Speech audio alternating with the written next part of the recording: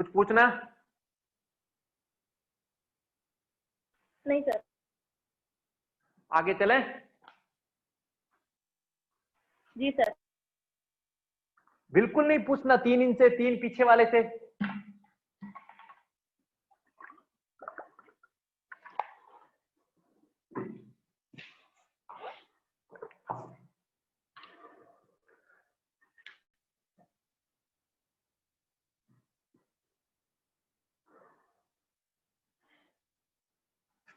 महत्वपूर्ण उपनिषदों में एक मात्र ऋग्वेद का उपनिषद है।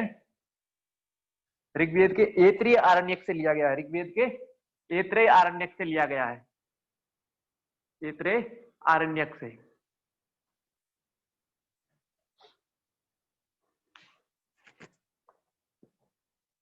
ऐत्रेय आरण्यक का चौथा, पांचवा और छठा अध्याय, ऐत्रेय आरण्यक का चौथा, पांचवा और छठा अध्याय ऐत्रेय उपनिषद कहलाता है।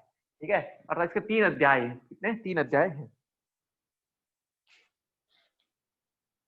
और इस उपनिषद में ब्रह्म विद्या की प्रधानता है। ब्रह्म विद्या की प्रधानता है।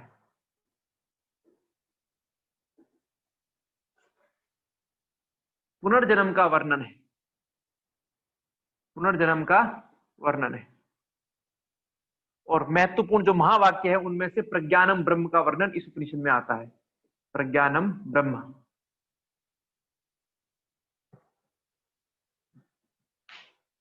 उपनिषद की शुरुआत सृष्टि या ब्रह्मांड की रचना से शुरू होता है। सृष्टि की रचना जो है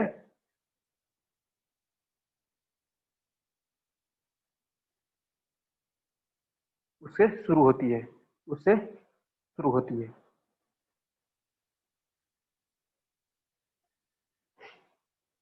तो कहा गया है, आत्मा वा इदम एकम एवाग्र आसीन्नत किंचन मिशत स ईक्षत लोकानुसृज इति। अर्थात सृष्टि के आरंभ में एकमात्र आत्मा ही था। सृष्टि के आरंभ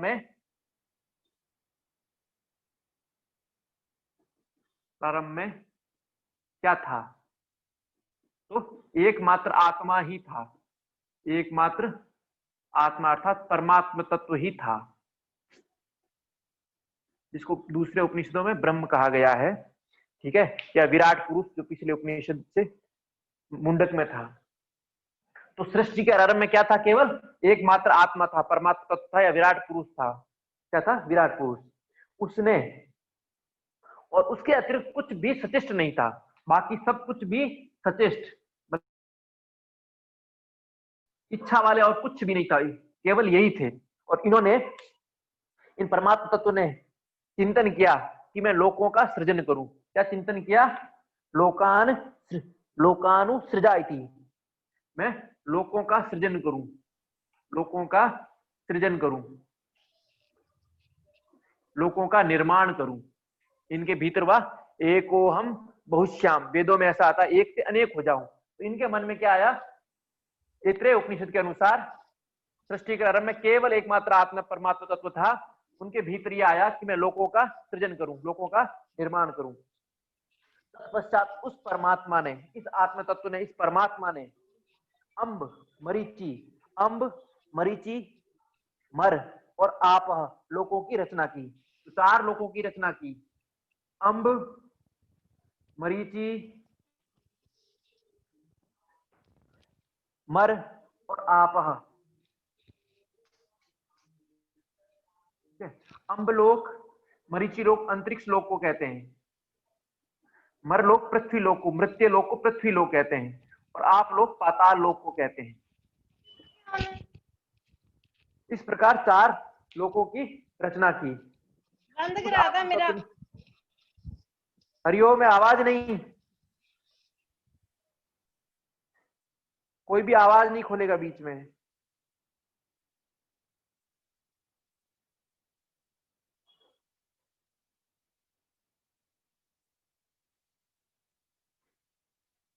तो उन्होंने इस प्रकार इन लोकों की रचना की। ठीक है, अंबलोक, मरीचि लोक, मरलोक, आप लोक, ये इसका क्रम है इस उपनिषद में। ठीक है, अंब, मरीचि, मर और आप। तत्पश्चात इन्होंने लोकों के पश्चात लोकपाल की रचना की। लोकों के पश्चात लोकपाल, लोकपाल की रचना की। लोक बनाए तो लोगों को पालन करने वाले, लोगों के रक्षक, लोगों के संचालक। तो लोगों के संचालक के रूप में इन्होंने विराट पुरुष ब्रह्मा की रचना की। इन्होंने विराट पुरुष रूप में ब्रह्मा की रचना की। विराट पुरुष अर्थात ब्रह्मा की रचना की। तो इस आत्म तत्व ने, इस आत्मा ने विराट पुरुष की, सृष्टि के आरंभ में केवल एकमात्र आत्मा थी, इन्होंने लोकों का रचना की। लोकों के पश्चात इस लोकपाल के रूप में विराट पुरुष ब्रह्मा की रचना की। ठीक है, विराट पुरुष। तत्पश्चात ब्रह्मा, इंद्र, प्रजापति, समस्त देवता, पंच महाभूत, छोटे छोटे बीज रूपी समस्त प्राणी, अंडज, जरायुज, स्वेदज, उद्भिज तथा घोड़े, गाय, हाथी, मनुष्य और जो कुछ भी ये जगत है, आंखों वाला, चलने फिरने वाला, नहीं चलने वाला प्राणी समुदाय, सबके सबकी रचना की। और यही ब्रह्मांड कहलाता, यही ब्रह्मांड कहलाता। इस प्रकार इस आत्म तत्व ने ब्रह्मांड की रचना की। ब्रह्मांड की रचना की। 4 प्रकार के यहाँ प्राणियों का वर्णन किया गया है। ठीक है, अंडज, जरायुज, उद्भिज और स्वेदज। स्वेदज और उद्भिज। अंडज जो अंडों के रूप में उत्पन्न होते हैं, जरायुज जो सीधे शरीर के रूप में उत्पन्न होते हैं, स्वेदज जो पसीने से उत्पन्न होते हैं, उद्भिज यह वृक्ष वनस्पतियों के रूप में उत्पन्न होते हैं। इस प्रकार 4 प्रकार के जितने भी चलने वाले, नहीं चलने वाले, रेंगने वाले, उड़ने वाले, इन सब प्राणियों की रचना की। और ये कुल मिला के ब्रह्मांड हुआ। ये ब्रह्मांड हुआ। इन चारों लोगों के साथ लोकपाल, देवता, समस्त के साथ इस प्रकार उस आत्म तत्व ने सृष्टि की, जो केवल आत्मा ही विद्यमान था, उसने ब्रह्मांड की रचना की। क्योंकि उनके भीतर यह जागा कि मैं लोगों की रचना करूं, लोगों का सृजन करूं। ठीक है, अब ब्रह्म, इस ब्रह्म के 3 आश्रय स्थान, जो आत्म तत्व है इसके 3 आश्रय स्थान है। 3 आश्रय स्थान है। 3 जगह ये रहता है। 3 जगह ब्रह्म की स्थिति है। इस ब्रह्म की स्थिति कहां कहां है? शरीर में 3 जगह है, या जगत में 3 जगह है। उनका वर्णन आगे कर रहे हैं।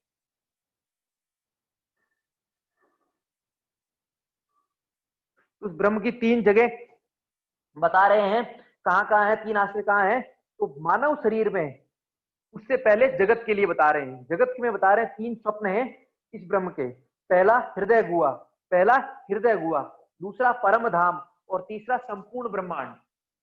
हृदय, परम धाम और संपूर्ण ब्रह्मांड।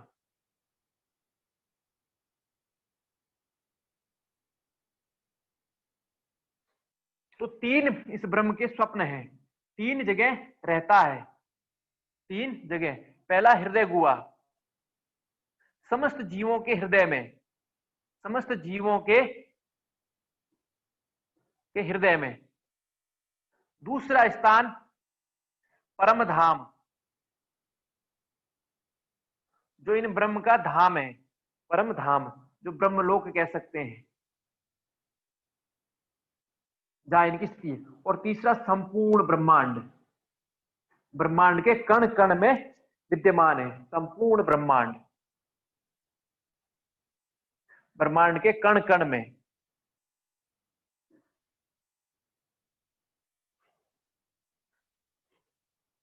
तो इस ब्रह्म के 3 आश्रय स्थल, जिस आत्म तत्व ने रचना की उसके 3 स्थल है, 3 जगह वो रहता है।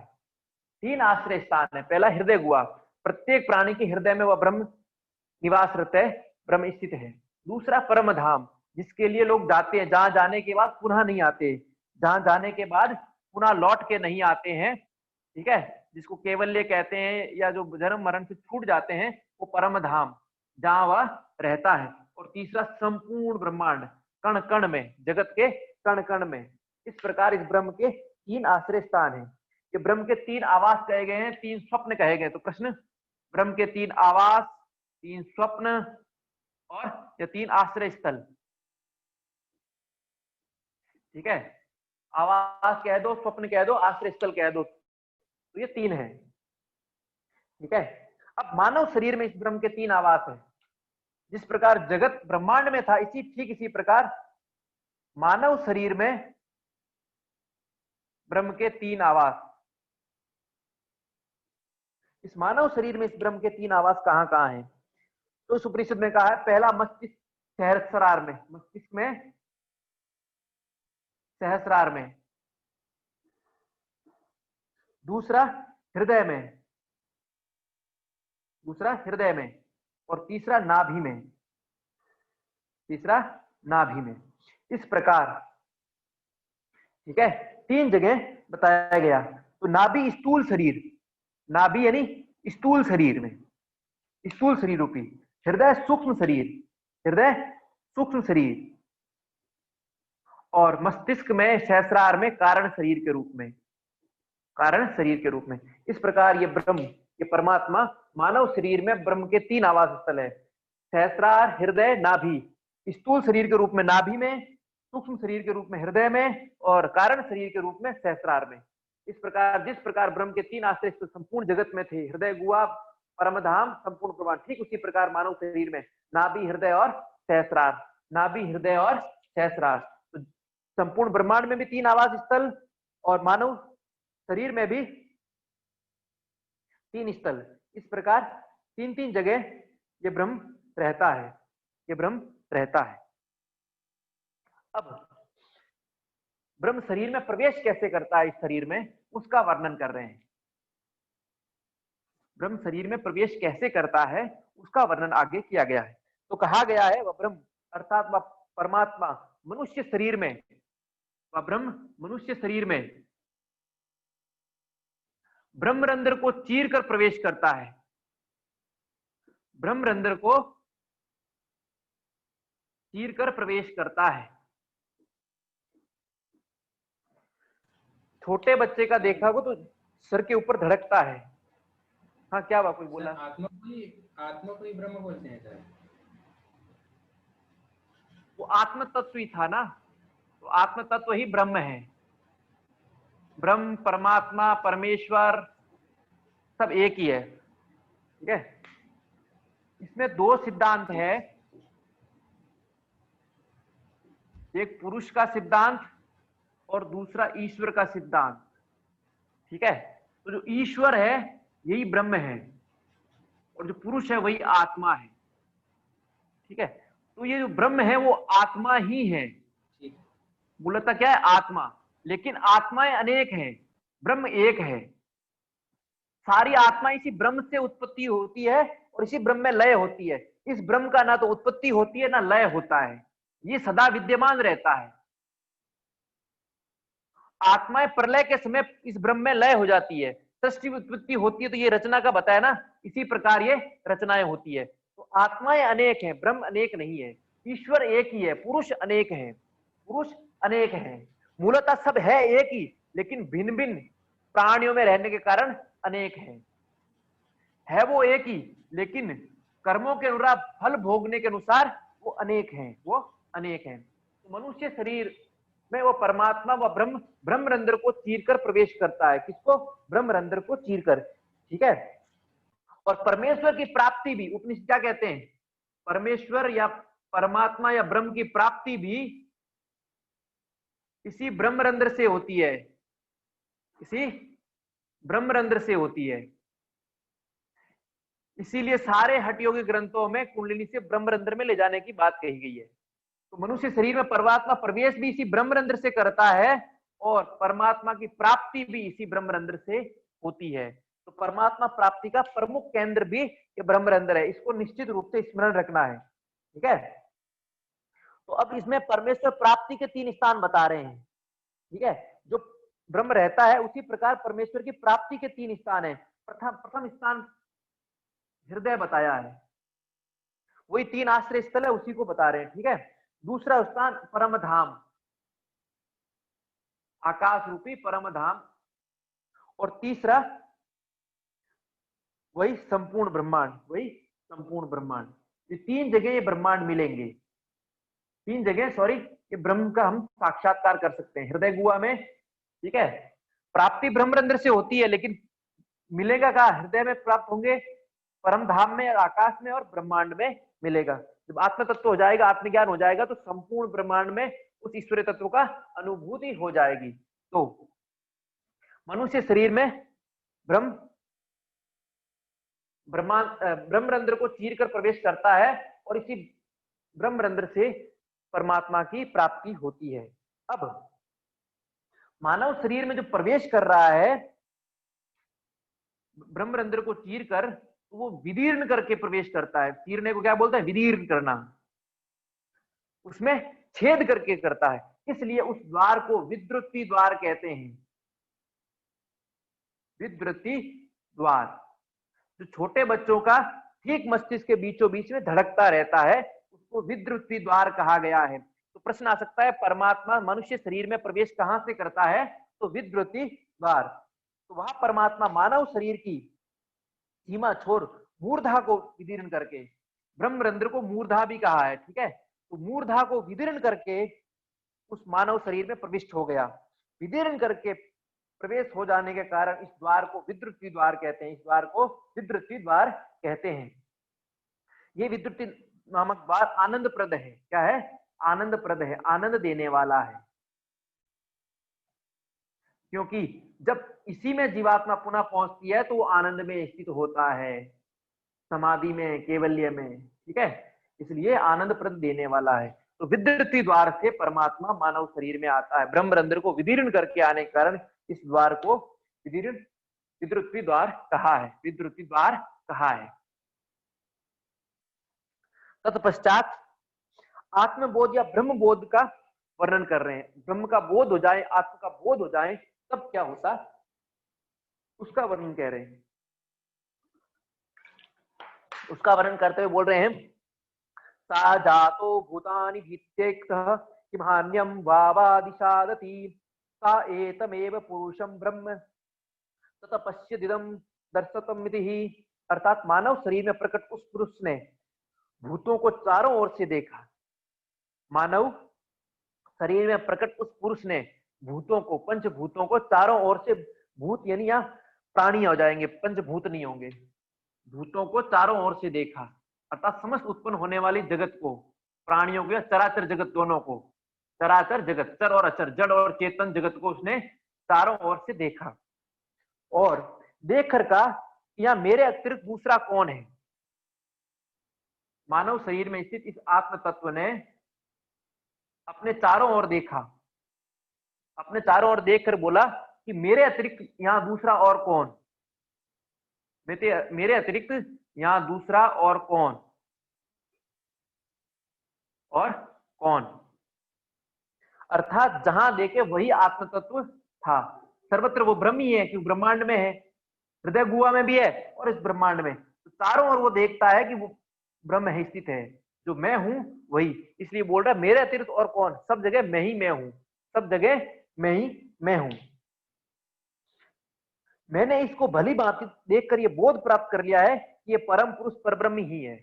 भली भांति देखा सबके भीतर, तो सबके भीतर यही पाया कि ये मैंने भली भांति देख लिया है कि कौन है? परब्रह्म, परम पुरुषोत्तम परब्रह्म ही है। सब जगह कौन है? परब्रह्म ही है। इस प्रकार वह परम पुरुष परब्रह्म का बोध करता है। मनुष्य शरीर के भीतर जो आत्मा है वह परमात्मा ही है। अर्थात जो मेरे भीतर है वही सब जगह है, सब जगह सबके भीतर वही है। इस प्रकार मनुष्य ये बोध करता है, साधक ये बोध करता है कि सर्वत्र कौन है? ये परब्रह्म परमात्मा ही है।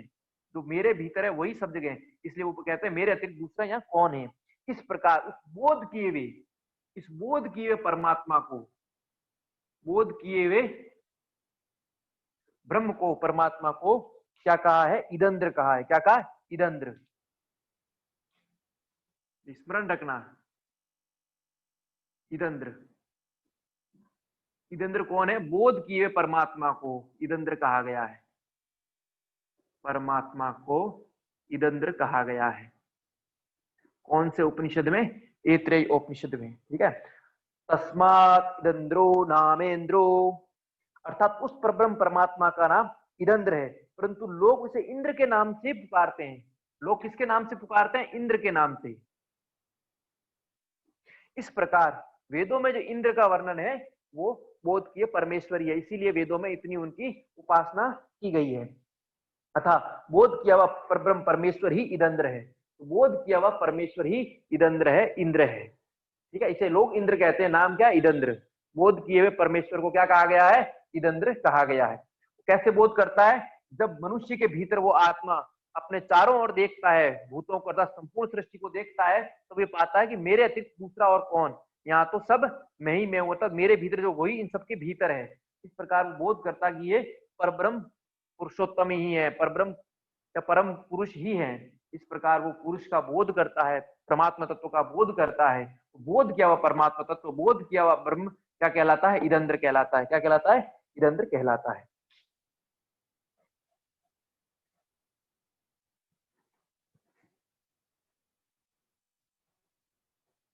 हमारे यहाँ वो एक ऋषि हुए हैं, ऋषि वामदेव। ऋषि वामदेव इन्होंने मां के गर्भ में ही ज्ञान प्राप्त कर लिया था। ये बहुत ही महत्वपूर्ण व्याख्यान है इनका, उपव्याख्यान।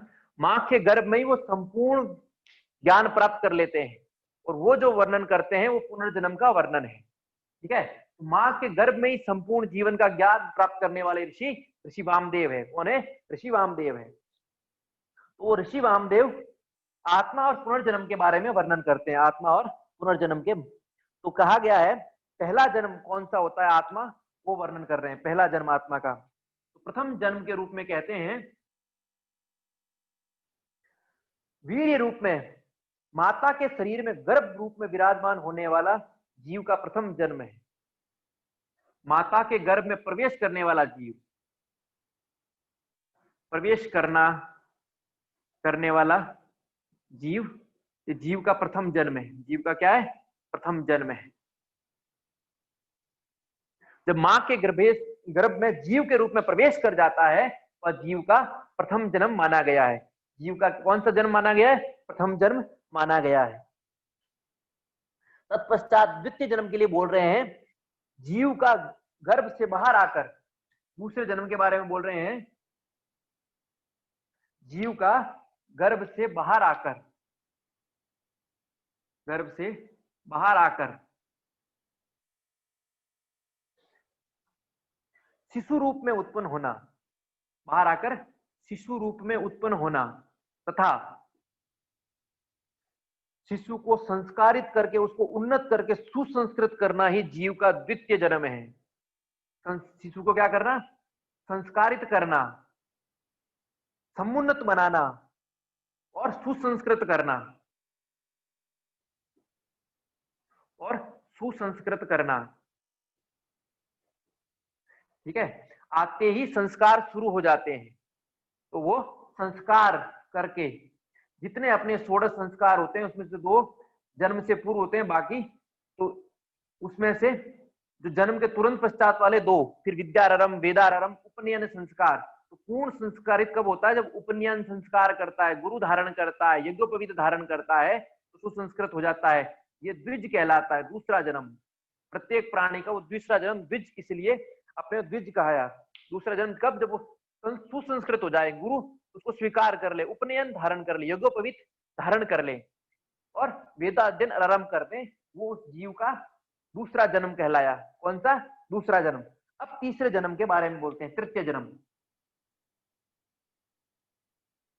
तृतीय जन्म के बारे में ऋषि बोलते हैं, आयु पूरी होने पर, वयोवृद्ध होने पर, आयु पूरी हो जाए, शरीर वयोवृद्ध हो जाए, तब अपने लौकिक कर्तव्यों को पूरा करके, क्या? अपने समस्त लौकिक कर्तव्यों को पूरा करके, कर्तव्यों को पूरा करके ये जीव यहाँ इस लोक से प्रस्थान करता है। इस लोक से प्रस्थान करके तो उसके पश्चात जब वो पुनः जन्म लेता है, इस मतलब शरीर छोड़ देता है, मर जाता है, ये शरीर छोड़ देता है, तत्पश्चात वह दूसरे गर्भ को धारण करता है या दूसरा जन्म लेता है। जो नया जन्म लेता है वो तृतीय जन्म है, उस जीव का तृतीय जन्म है। इस प्रकार 3 जन्मों का वर्णन। इसी प्रकार हमारे यहाँ आत्मा का निरंतर 3 जन्म। पहला जन्म मां के गर्भ में, जब जीव मां के गर्भ में प्रवेश करता है तो उस जीव का पहला जन्म कहलाता है, पहला जन्म कहलाता है। और जब शिशु रूप में उत्पन्न होता है, संस्कारों के द्वारा संस्कारित होकर वह जीव संस्कारों के द्वारा संस्कारित होकर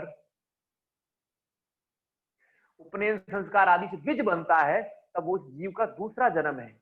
फिर तीसरे जन्म के लिए कहते हैं जब अपने समस्त लौकिक कर्तव्यों को पूरा कर देता है। समस्त लौकिक कर्तव्यों में पंच यज्ञ आदि आते हैं।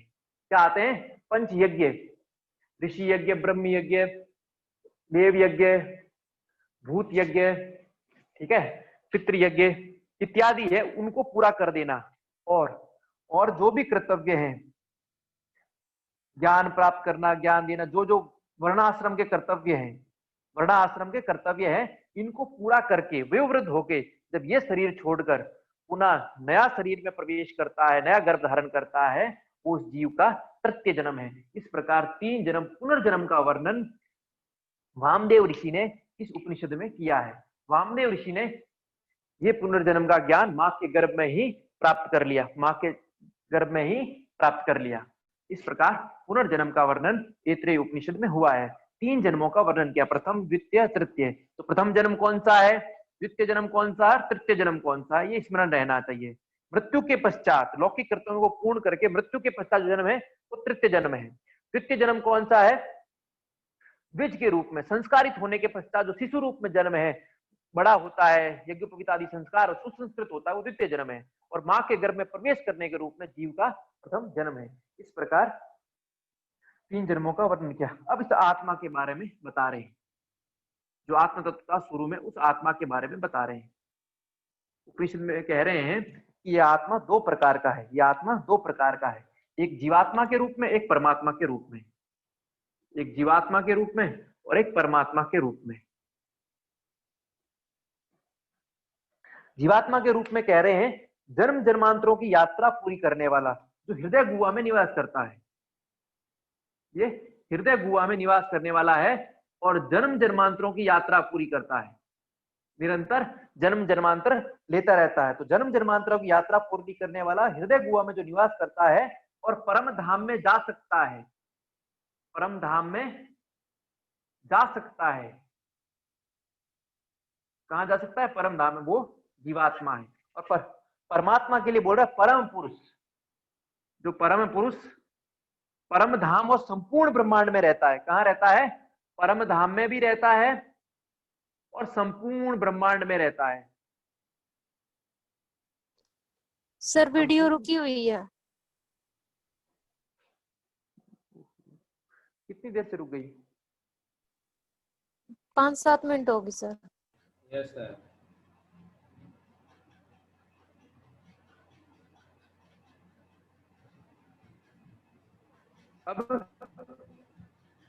अब ठीक है सर। मेरा तो वीडियो ऑन ही था, फिर कैसे हुआ? नहीं बंद था सर, आपका बंद था सर। फिर तो ये कम से कम 10-15 मिनट से रुक रही है। चलो ठीक है। 3 जन्म पढ़े थे हमने, आत्मा के 3 जन्म, प्रथम जन्म, द्वितीय जन्म, तृतीय जन्म। ठीक है, तो प्रथम जन्म मां के गर्भ में, द्वितीय जन्म संस्कार के रूप में, शिशु रूप में जन्म लेके संस्कार हो जाए, और तृतीय जन्म शरीर छोड़ने के पश्चात पुनः जन्म के रूप में तृतीय जन्म। अब आत्मा के बारे में पढ़ रहे थे। तो आत्मा 2 प्रकार की, जीवात्मा और परमात्मा। जीवात्मा और परमात्मा। जीवात्मा अर्थात जो जन्म जन्मांतरों की यात्रा पूरी करता है। जीवात्मा अर्थात जो जन्म जन्मांतरों की यात्रा पूरी करता है, हृदय गुहा में निवास करता है। इस जीवात्मा का निवास स्थान क्या है? हृदय गुहा। और ये परम धाम में जा सकता है, ये इसकी विशेषता है। ये परम धाम में जा सकता है। तो जीवात्मा कौन? जो जन्म जन्मांतरों की यात्रा पूरी करता है, हृदय गुहा में निवास करता है और परम धाम में जा सकता है। परमात्मा के बारे में बोल रहे हैं, परम पुरुष है। कौन है ये परम पुरुष है? कहां कहां रहता है? परम धाम में रहता है, संपूर्ण ब्रह्मांड में, दोनों जगह रहता है, परम धाम और संपूर्ण ब्रह्मांड में। जबकि जीवात्मा केवल हृदय गुहा में रहता है, हृदय गुहा में केवल निवास करता है, जा सकता है परम धाम में। जबकि परमात्मा परम धाम में रहता है और संपूर्ण ब्रह्मांड में रहता है। और परम पुरुष भी कहते हैं जो कुछ ज्ञान स्वरूप है वह सब का सब परमात्मा है। क्या बोल रहे हैं? जो कुछ ज्ञान स्वरूप है, जो कुछ ज्ञान स्वरूप है वह सब परमात्मा है, वह सब परमात्मा है। इसलिए इस परमात्मा को चिन्मय कहा है। ठीक है, प्रकाश स्वरूप है, ज्ञान स्वरूप है। जो कुछ भी जगत में ज्ञान देने वाला है, बोध देने वाला, सब का सब परमात्मा है, परम पुरुष है। ठीक है, इस प्रकार आत्मा का वर्णन किया। आत्मा दो प्रकार की, एक जीवात्मा, एक परमात्मा। परमात्मा के निवास स्थान परम धाम और संपूर्ण ब्रह्मांड, और जीवात्मा का हृदय गुहा। क्योंकि हमने पहले ही पढ़ा उस ब्रह्म के 3 आश्रय स्थल है, क्या? हृदय गुहा, परम धाम और संपूर्ण ब्रह्मांड। ठीक है, तो लेकिन ये जीवात्मा केवल हृदय गुहा में, पर संपूर्ण ब्रह्मांड में जीवात्मा नहीं जा सकती। परम धाम में जा सकती है, स्थित नहीं होती है, लेकिन अपने सारे खुद को संस्कारित करके शुद्ध बना के आत्मस्वरूप स्थिति में आकर ये इस परम धाम में जा सकती है। ये इसकी विशेषता है। ठीक है, इस प्रकार उस आत्मा और परमात्मा का वर्णन किया है, आत्मा के 2 स्वरूप का। अब आगे उस परमात्मा की सत्ता के बोधक लक्षणों का वर्णन किया। उस परमात्मा की पावर क्या है, उसकी एग्जिस्टेंस, उसका वर्णन किया है। परमात्मा की सत्ता के बोधक लक्षण, तो सबसे पहले बोला संज्ञान। संज्ञान क्या? सम्यक ज्ञान, कॉग्निटिव नॉलेज, संज्ञान। ठीक है, फिर आज्ञान,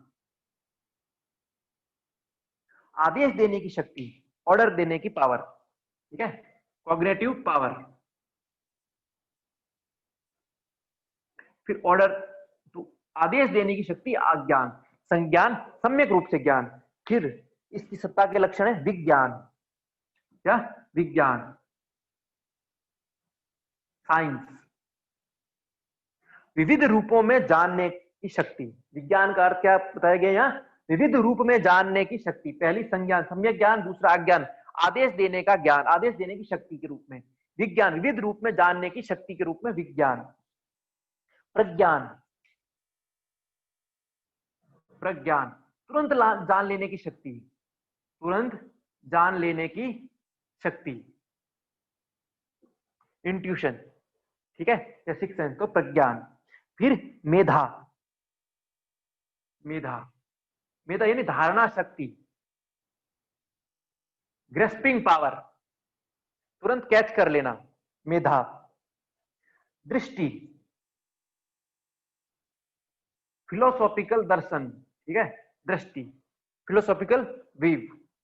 तत्पश्चात धृति, धैर्य, धृति, धैर्य। तत्पश्चात बुद्धि।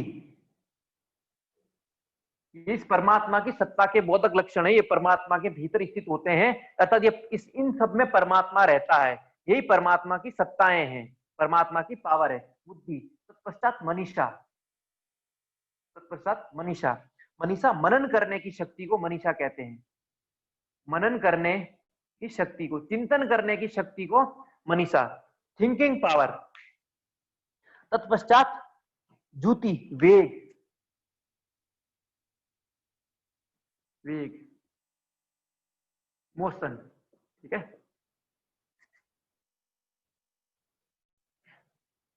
फिर स्मृति, स्मरण शक्ति, मेमोरी पावर। तत्पश्चात संकल्प शक्ति, संकल्प शक्ति, संकल्प करके उसको पूरा करने का संकल्प शक्ति। मनोरथ शक्ति, कामना शक्ति, मनोरथ शक्ति, अपने मनोरथ पूरा करने की शक्ति, मनोरथ शक्ति। कामना शक्ति, विभिन्न प्रकार की कामनाएं और उनकी पूर्ति, कामना शक्ति। भोग शक्ति, भोग शक्ति, विभिन्न प्रकार के पदार्थों को भोगना सूक्ष्म और स्थूल रूप से। तो ये परमात्मा की सत्ता की बोधक लक्षण है। संज्ञान, अज्ञान, विज्ञान, प्रज्ञान, मेधा, दृष्टि, धृति, बुद्धि, मनीषा, ज्योति, स्मृति, संकल्प शक्ति, मनोरथ शक्ति, कामना शक्ति और भोग शक्ति।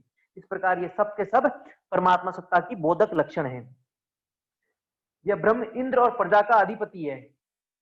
जो ब्रह्म है, ये परमात्मा है, इंद्र और प्रजा का अधिपति है। इंद्र और प्रजा का अधिपति है, संपूर्ण प्रजा का।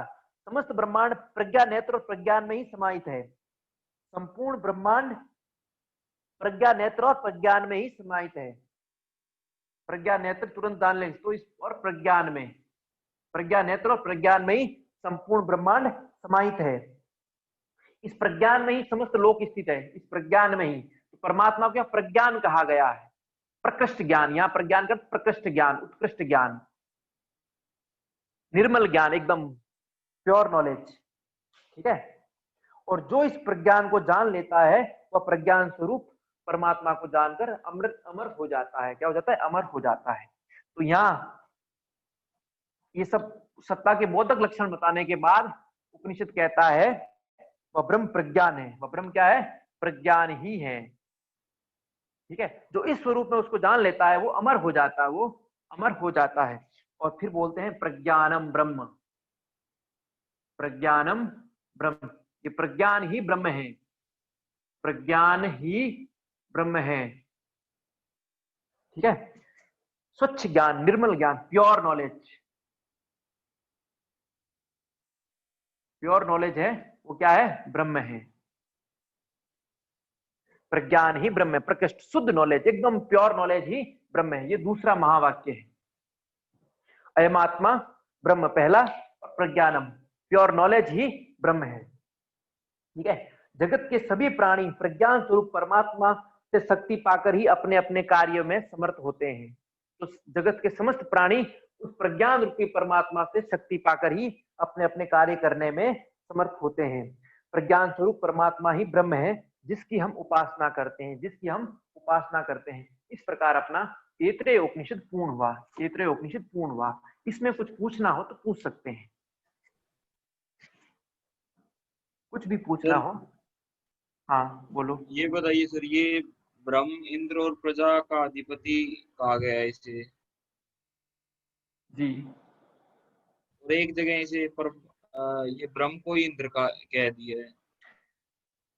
बोध किया हुआ इदंद्र, ठीक है, जिसको लोग इंद्र कहते हैं।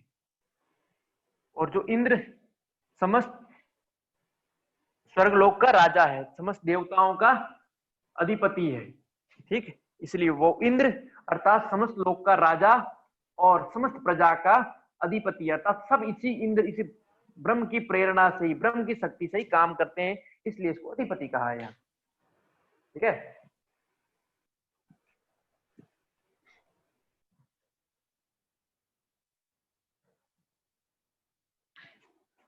और कुछ?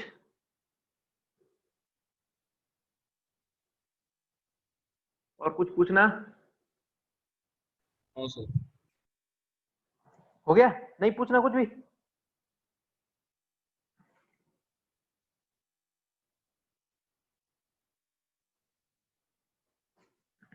तैत्तिरीय उपनिषद कृष्ण यजुर्वेद की तैत्तिरीय शाखा से लिया गया है। कृष्ण यजुर्वेद, ठीक है, ये ध्यान रखना है।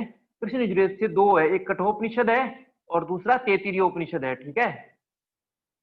शुक्ल यजुर्वेद से हम अभी तक ईशावास्य उपनिषद ही पढ़े हैं, और सामवेद से अभी तक केन उपनिषद पढ़े हैं, और बाकी अथर्ववेद से प्रश्न मुंडक मांडुक्य पढ़े हैं। तो ये कृष्ण यजुर्वेद की तैत्तिरीय शाखा से लिया गया है।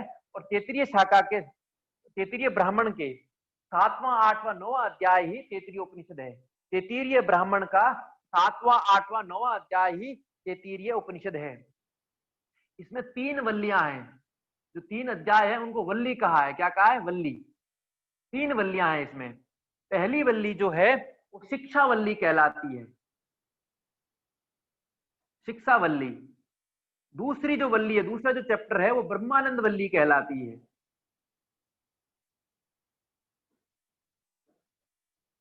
और जो तीसरी जो वल्ली है वो भृगु वल्ली कहलाती है,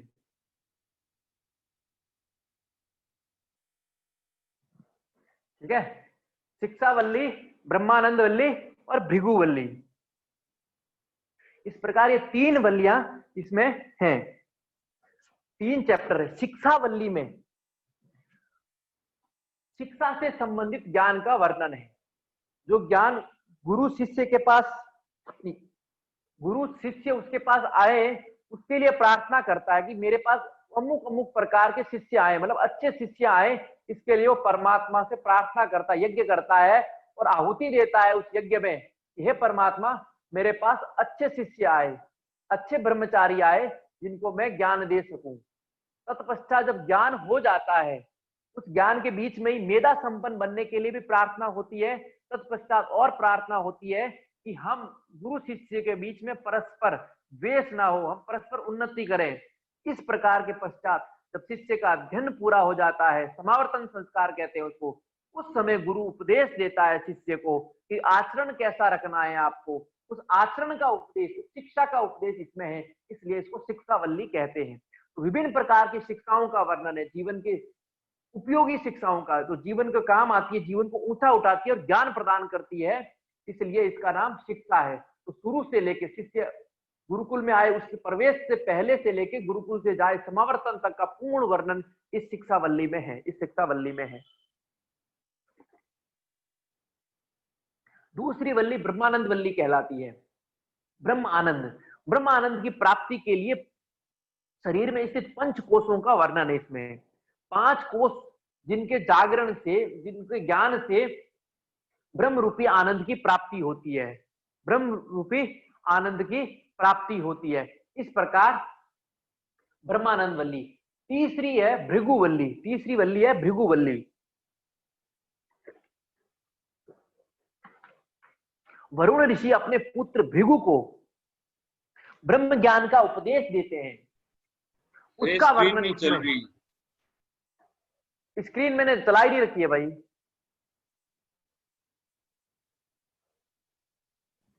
चल रही है सर। अब चल रही है? Yes sir.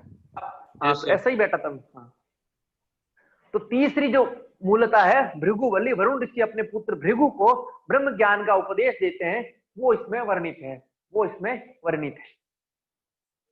ठीक है, तो शिक्षावल्ली का आरंभ शांति प्रार्थना से हुआ है, शांति प्रार्थना से हुआ है, और जिसमें कल्याण की, सुख की, शांति की प्रार्थना परमात्मा से की गई है। ठीक है, उसके पश्चात ब्रह्म परमात्मा से रक्षा की प्रार्थना की गई है कि हम गुरु और शिष्य की रक्षा करिए, हमारे ज्ञान की रक्षा करिए। शिष्य प्रार्थना करता है मेरे गुरु की रक्षा करिए, गुरु प्रार्थना करता है मेरे शिष्यों की रक्षा करिए, और फिर सब करते हैं सबकी रक्षा, हमारी भी रक्षा करिए, सबकी रक्षा करिए। इस प्रकार तन्मावतु तद्वक्तारम अवतु माम अवतु वक्तारम, इस प्रकार की ये पूर्ण प्रार्थना है। इस प्रार्थना में कहा गया है कि ब्रह्म हमारी रक्षा करे, हमारे आचार्य की रक्षा करे, हमारी, मेरे तथा मेरे आचार्य दोनों की रक्षा करे। इस प्रकार शिष्य ब्रह्म या परमात्मा से प्रार्थना करता है, रक्षा की प्रार्थना करता है। तत्पश्चात शिक्षा शुरू होती है। ओम शिक्षाम व्याख्यास्यामः व्रणः स्वरः मात्रा बलम साम संतानः इति उक्तः शिक्षाध्यायः। अर्थात अब हम शिक्षा की व्याख्या करते हैं। तो शिक्षा में क्या क्या आता है उसका वर्णन है। इस शिक्षा के अंतर्गत सबसे पहला जो आता है उनको बोला वर्ण। क्या आता है? वर्ण। वर्ण से ज्ञान शुरू होता है, तो आ उ इत्यादि ये सब वर्ण है। ठीक है, तो सबसे पहले क्या? वर्ण। वर्ण के पश्चात स्वर। स्वर का उच्चारण किस प्रकार हो, दीर्घ, ह्रस्व, प्लूत इत्यादि। तो वर्ण के पश्चात कौन से शब्द, कौन से वर्ण को ऊपर उठाना है, कौन से को कम उठाना है, इस प्रकार का तो स्वर। तीसरी मात्रा, स्वर के पश्चात मात्रा। ठीक है, वही ह्रस्व मात्रा, दीर्घ मात्रा, प्लूत मात्रा। लिखने में मात्रा, स्वर उच्चारण में और मात्रा लिखने में। तत्पश्चात बल। बल, ठीक है, अनुदात, स्वरित और उदात, 3 प्रकार का बल है। ठीक है, उदात, अनुदात, स्वरित, इस प्रकार बल। तत्पश्चात साम। वैदिक उच्चारण साम कहलाता है। किस प्रकार उनका उच्चारण और गायन हो, ऋचाओं का उच्चारण किस प्रकार हो, वो साम। और तत्पश्चात संधि। तत्पश्चात संधि, ये सब शिक्षाएं हैं। ठीक है, वर्ण, स्वर, मात्रा, बल, साम, संधि। तब तक वर्णों का मेल नहीं होगा, तब तक शब्द नहीं बनेंगे, इसलिए संधि अनिवार्य है। इसलिए संधि अनिवार्य है। ठीक है, जैसे रा है, माँ है और आ है, तो संधि नहीं होगी तो राम नहीं बनेगा। तो रा, आ, रा और माँ तीनों, तो राम शब्द बनने के लिए संधि अनिवार्य है। ठीक है, अब रा को ऊंचा ले जाना है, छोटा ले जाना है, किस प्रकार? आ लग गई तो ये इसकी मात्रा हो गई, क्या हो गई? मात्रा हो गई। अब स्वर, ठीक है, इस स्वर, इसका कैसे उच्चारण करना, फिर बल, किसमें जोर देना है, किसमें कम जोर देना है, बल कहलाता है। फिर इसका संपूर्ण उच्चारण, और संधि तो हो ही गई। तो इस प्रकार ये शिक्षा है। शिक्षा किस प्रकार शुरू होती है? शुरू में उसका वर्णन इसमें किया गया है। तो वर्ण, स्वर, मात्रा, बल, साम, संधि इत्यादि ये शिक्षा की सार वस्तुएं हैं। शिक्षा की क्या है? सब सार वस्तुएं हैं, इन्हीं से शिक्षा प्राप्त होती है। तो ये शिक्षा की सार वस्तुएं हैं। सार वस्तुएं शिक्षा प्राप्त करने से पहले ये आने जरूरी है, इसलिए इसे शिक्षा अध्याय भी कहते हैं। शिक्षा की सार वस्तुओं का वर्णन करने के कारण इसको शिक्षा अध्याय भी कहते हैं। अब 5 प्रकार की महासंहिताओं का वर्णन है, 5 प्रकार के ज्ञान के साधनों का वर्णन है। तो सबसे पहले है लोक विषयक संहिता। लोक विषयक संहिता, लोक विषयक संहिता में कह रहे हैं कि लोक किस प्रकार है। तो बोलते हैं स्वर्ग लोक ऊपर की ओर है, पृथ्वी लोक नीचे की ओर है। स्वर्ग लोक ऊपर की ओर है, पृथ्वी लोक नीचे की ओर। बीच का स्थान आकाश है, बीच का स्थान आकाश यानी अंतरिक्ष है। बीच का स्थान क्या है? अंतरिक्ष। दोनों के मेल से पृथ्वी और स्वर्ग लोक के मेल से अंतरिक्ष लोक या आकाश लोक बना है, ठीक है। और वायु के संयोजन से, क्योंकि अंतरिक्ष लोक में या आकाश लोक में क्या है? वायु है, तो ये वायु के संयोजन से बना है। और आकाश इनकी संधि है, अर्थात स्वर्ग और पृथ्वी के बीच की संधि क्या है? अंतरिक्ष लोक है, आकाश लोक है। और इसमें संयोजन, तो संधि का संयोजन किसके कारण हुआ है? तो बोल रहे हैं वायु के कारण। तो ये लोक विषयक संहिता है, इसे अधिलोक संहिता भी कहते हैं। अधिलोक संहिता।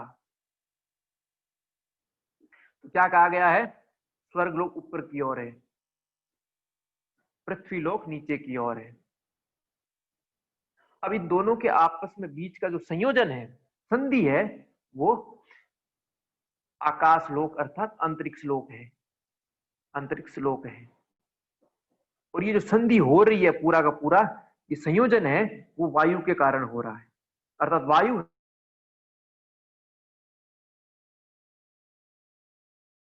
तो ये संधि वो अंतरिक्ष लोक कहलाती है। जहां पृथ्वी लोक समाप्त होता है, जहां स्वर्ग लोक शुरू होता है, वो संधि बोल रहे हैं अंतरिक्ष लोक है, वो एरिया अंतरिक्ष लोक है, ठीक है। और संयोजन वायु के द्वारा है। तो ये पहला ज्ञान बता रहे हैं, ठीक है। ये ज्ञान है लोक विषय ज्ञान, अर्थात लोकों की रचना कैसे हुई। तो स्वर्ग लोक था, पृथ्वी लोक था, बीच का अंतरिक्ष लोक है, और वायु ने इनका संयोजन करवाया, वायु ने इनका संयोजन करवाया। अब दूसरे का वर्णन है ज्योति विषयक संहिता, अधिज्योतिष। अब ज्योति, पहला लोक, अब ज्योति। ज्योति के बारे में बोलते हैं अग्नि और आदित्य के मेल से जल का निर्माण होता है, ठीक है। अग्नि और आदित्य के निर्माण से जल का, तो ऊपर आदित्य, सूर्य, आदित्य यानी सूर्य, ये ज्योति संहिता है, ठीक है। अधिज्योतिष संहिता, ज्योति विषयक संहिता। तो आदित्य ऊपर, अग्नि नीचे, ठीक है। और इनके दोनों के मेल से, आदित्य और अग्नि के मेल से, संधि से जल का निर्माण होता है, ठीक है, जल का निर्माण होता है। और बोलते हैं विद्युत के संयोजन से, विद्युत ये संयोजन करती है।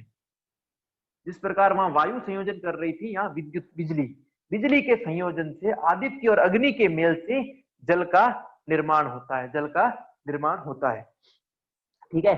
तो विद्युत बिजली संयोजक है। तो जल आदित्य और अग्नि के बीच की संधि है।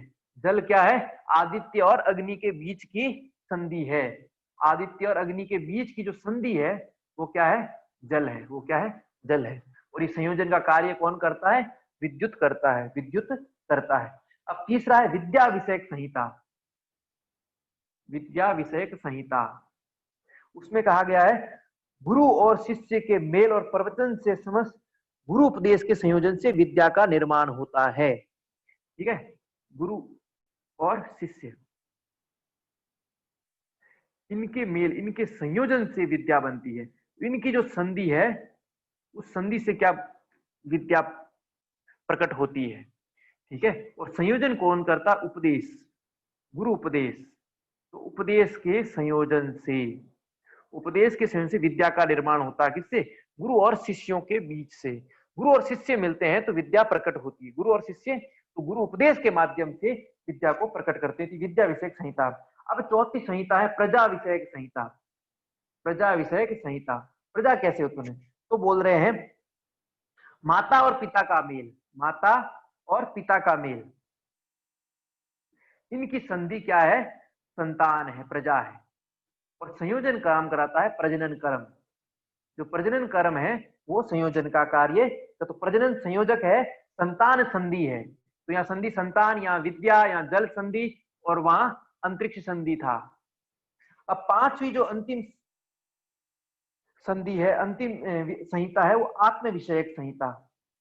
लोकों से शुरू हुआ आत्मा तक आ गया, तो आत्म विषयक संहिता। तो बोल रहे ऊपर का जबड़ा, ऊपर का जबड़ा और नीचे का जबड़ा, ठीक है, इन दोनों के संधि से, इन दोनों की संधि से, ठीक है, वाणी निकलती है। क्या निकलती है? वाणी निकलती है। और इनका संयोजक है वो जिह्वा है।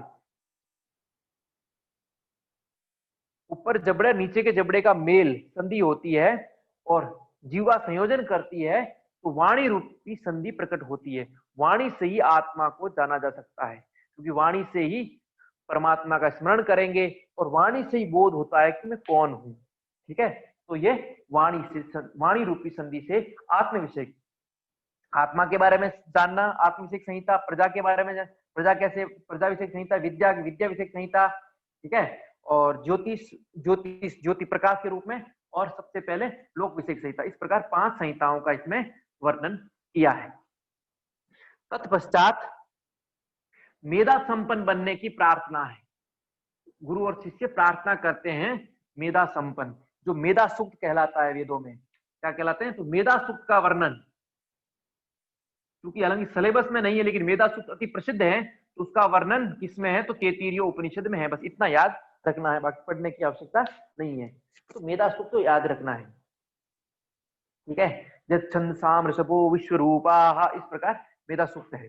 अब आगे गुरु प्रार्थना करता है अच्छे शिष्य उसके पास आए, इस प्रकार की प्रार्थना करता है। गुरु करता है यज्ञ में हवन करता हुआ प्रार्थना करता है, आमायन्तु ब्रह्मचारिणः स्वाहा, विमायन्तु ब्रह्मचारिणः स्वाहा, प्रमायन्तु ब्रह्मचारिणः स्वाहा, तमायन्तु ब्रह्मचारिणः स्वाहा, समायन्तु ब्रह्मचारिणः स्वाहा। तो इस प्रकार गुरु अपने गुरुकुल में ईश्वर से प्रार्थना करता है, यज्ञ करता हुआ, आहुति देता हुआ प्रार्थना करता है। क्या करता है कि ब्रह्मचारी गण हमारे पास में आए, आमायन्तु ब्रह्मचारी, तो शिष्य अर्थात ब्रह्मचारी आमायन्तु अर्थात हमारे पास आए, हमारे निकट आए, विद्या प्राप्त करने के लिए आए। फिर बोलते हैं विमायन्तु ब्रह्मचारिण, जो ब्रह्मचारी वो कपट रहित हो। क्या हो? कपट रहित हो। जो भी ब्रह्मचारी हमारे पास आए वो कपट रहित हो। तत्पश्चात कहते हैं कि प्रामाणिक ज्ञान को धारण करने वाले हो, प्रमायन्तु अर्थात वो ज्ञान को धारण करने वाले हो, बिना ज्ञान की इच्छा वाले ना आए। पहले तो कपट रहित निष्कपट आए, फिर बोले ऐसा नहीं कि बिना ज्ञान की इच्छा से आ जाए, ज्ञान धारण करने वाले वैसे लोग हमारे पास आए। फिर बोलते हैं इंद्रियों का दमन करने वाले हो, दम दम वाले आओ, उसमें मुंडक में भी पढ़ा, ठीक है, समदाम आदि से युक्त। तो जो दमन कर, इंद्रियों का दमन करने वाले हैं वैसे शिष्य हमारे पास आओ। फिर समायन्तु, वही सम, ठीक है, मन को निग्रह करने वाले हो, समन करने, विचारों को समन करने, सम दम युक्त। तो दोनों प्रकार की प्रार्थना की। फिर इन सब के निमित्त हम आहुति प्रदान कर रहे हैं, अतः हमारे पास अच्छे शिष्य आए। तो एक गुरु अच्छे शिष्यों के लिए परमात्मा से प्रार्थना करता है, यज्ञ में आहुति देता है, फिर शिष्य आते हैं, ठीक है। अब इसमें ओम की महत्ता, उससे पहले महाव्याति की महत्ता। अपने यहाँ व्याति है भू, बुहा, स्वहा, महा, जनः, तपः, सत्यम, ये व्याहत्यां हैं। ये क्या है? व्याहत्यां। किसी भी मंत्र से पहले लगती है और विशेष संपुट लगा के विशेष ऊर्जा प्रवाह। अब इस मह व्याति का वर्णन इस उपनिषद में मिलता है। तो बोलते हैं ये मह व्याति यही ब्रह्म है, यही ब्रह्म की आत्मा है, ठीक है। इस मह को सर्वप्रथम महाचमस के पुत्र ने जाना था। तो इस मह को किसने जाना था? महाचमस के पुत्र ने, महाचमस ऋषि के पुत्र ने इस व्याति को जाना, और यही ब्रह्म है। क्या है? यही ब्रह्म है। इतना दिया। तत्पश्चात ओम की महत्ता का वर्णन बोले, तो ओम इति ब्रह्मम ओमितम सर्वम, कह रहे हैं ओम ही ब्रह्म है, ओम ही ब्रह्म है, ओम ही सब कुछ है, ओम ही ब्रह्म है और ओम ही सब कुछ है। सर्वमिदम, जो कुछ जगत दिख रहा है वो सब क्या है? ओम है। ओम ही ब्रह्म है, ओम ही ये प्रत्यक्ष जगत है, ओम ही इस जगत की अनुकृति है, ओम से ये जगत बना है, निर्माण हुआ है। ओम से प्रारंभ करके गायक सामगान करते हैं, अर्थात वेदों का जो उच्चारण, मंत्र, पठन पाठन, अध्ययन शुरू होता है तो ओम से ही शुरू होता है, ओम, ठीक है। इसलिए बोले साम गायक सामगान करते हुए ओम कहते। ओम कहते कहते भी शस्त्र रूप प्रभावशाली मंत्र पढ़े जाते हैं। तो अपने यहाँ जो हमने रामायण महाभारत में देखा कि हाथ करते हैं शस्त्र प्रकट हो जाते हैं, तो विशेष मंत्रों को पढ़ते हैं, तो उनको भी बोल रहे हैं ओम ओम करके पढ़ा जाता है, तब शस्त्र प्रकट होते हैं। ठीक है, ओम से ही अधर्व्यू प्रतिगर मंत्रों का उच्चारण करता है। ऋग्वेद का जो होता यज्ञ करता है उसको अधर्व्यू कहते हैं। तो अधर्व्यू ओम से ही प्रतिगर मंत्रों का उच्चारण करता है। ओम कहकर ही अग्निहोत्र प्रारंभ किया जाता है। ओम कहकर ही अग्निहोत्र प्रारंभ किया जाता है। आहुति देने से प्रत्येक मंत्र के पहले ओम लगा रहता है, इसीलिए। फिर बोलते हैं अध्ययन के समय ब्राह्मण ओम कहकर ही ब्रह्म को प्राप्त करने की बात कहता है। अध्ययन के समय और अध्ययन के अंत में अपने यहाँ ओम को अनुमति सूचक भी कहा गया है। तो इसलिए पहले गुरु लोग ओम से ही अपनी कक्षा प्रारंभ करते थे और ओम से ही पूर्ण करते थे। ओम के द्वारा ही ब्रह्म को प्राप्त करता है। तो सारे के सारे जगत ब्रह्मांड ब्राह्मण किसको ओम से ही उस ब्रह्म को प्राप्त करता है। तो ओम से ही सब कुछ है। इस प्रकार ओम की महत्ता की विशेषता की वर्णन इसमें किया है। अब स्वाध्याय की अनिवार्यता, ओम की वर्णन के बाद स्वाध्याय कितना महत्वपूर्ण है जीवन में, उसका वर्णन यहाँ ऋषि करते हैं। तो कहते हैं ऋतम च स्वाध्याय प्रवचने च सत्यम च स्वाध्याय प्रवचने च, अर्थात सत्य आचरण सत्य वाणी के साथ साथ शास्त्रों का अध्यापन भी करें। ऋषि अपने शिष्यों को बोल रहे हैं सत्य आचरण के साथ साथ शास्त्रों का अध्ययन अध्यापन भी करें। अब ये कब कह रहा है? जब शिष्य आगे सब कुछ चल रहा है, अब जब समावर्तन संस्कार होने वाला, ठीक है, तब आचरण का पाठ पढ़ाते हैं गुरु शिष्यों को कि आप अब गुरुकुल छोड़ के जा रहे हो, गृहस्थ में जाओगे, तो आप लोगों का आचरण कैसे हो, कैसा व्यवहार करना चाहिए, जीवन में किस प्रकार का व्यवहार उपयुक्त है, उस उपयुक्त व्यवहार का वर्णन कर रहे हैं। ठीक है, तो फिर बोल रहे हैं मन के निग्रह के साथ साथ, मन नियंत्रण में रहे, उसके साथ साथ भी शास्त्रों का अध्ययन अध्यापन अवश्य करें। रतितर के पुत्र सत्यवता ऋषि कहते हैं सत्य ही इनमें श्रेष्ठ है, तथा सत्य ही सब कुछ श्रेष्ठ है। फिर गुरु शिष्य के पुत्र तपोनित्य ऋषि कहते हैं तप ही सर्वोत्तम है, तप ही सर्वोत्तम है। फिर मुद्गल ऋषि के पुत्र नाथ मुनि कहते हैं शास्त्रों का अध्ययन अध्यापन ही सर्वश्रेष्ठ है, क्योंकि वही तप है, वही सत्य है। ठीक है, इसलिए मुद्गल ऋषि के पुत्र नाथ मुनि कहते हैं कि शास्त्रों का अध्ययन अध्यापन सर्वश्रेष्ठ है। तो नाथ मुनि, मुद्गल ऋषि के पुत्र नाथ मुनि कहते हैं शास्त्रों का अध्ययन अध्यापन सर्वश्रेष्ठ है, शास्त्रों का अध्ययन अध्यापन। तो यहाँ स्वाध्याय शास्त्रों का अध्ययन अध्यापन लिया है, वो बोल रहे हैं श्रेष्ठतम है, क्योंकि यही तप है, यही सत्य है। अब आचार्य अनुशासन का उपदेश देता है। ये आचार्य का उद्बोधन होता है, किस समय होता है? ये प्रार्थना होती है जब समावर्तन संस्कार, जब सारे शिष्य अपने घरों को लौटने वाले होते हैं गुरुकुल की शिक्षा पूर्ण करके, तब वो बहुत सारी शिक्षाएं देते हैं। उनमें से कुछ शिक्षाएं इस प्रकार हैं। वेदम अनुवाच्य आचार्यो अंत्यवासिन अनुशासति सत्यम वद धर्मम चर स्वाध्यान्मा प्रमदः। वेद अध्यापन के पश्चात, वेद अध्यापन के पश्चात आचार्य आश्रम के विद्यार्थियों को शिक्षा देते हैं और कहते हैं सत्य बोलो, धर्म का आचरण करो और स्वाध्याय में प्रमाद ना करो। सत्य बोलो, धर्म का आचरण करो और स्वाध्याय में प्रमाद नहीं करो, स्वाध्याय में प्रमाद नहीं करो।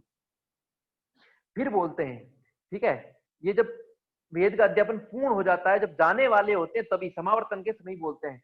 फिर बोलते हैं आचार्य को अभिष्ट धन प्रदान करो, क्योंकि पहले आचार्य पढ़ाने के लिए धन नहीं लेते थे, तो जाके गृहस्थ में कमाएगा। तो बोल रहे हैं आचार्य को अभिष्ट जो उतना आवश्यक है उतना धन प्रदान करो।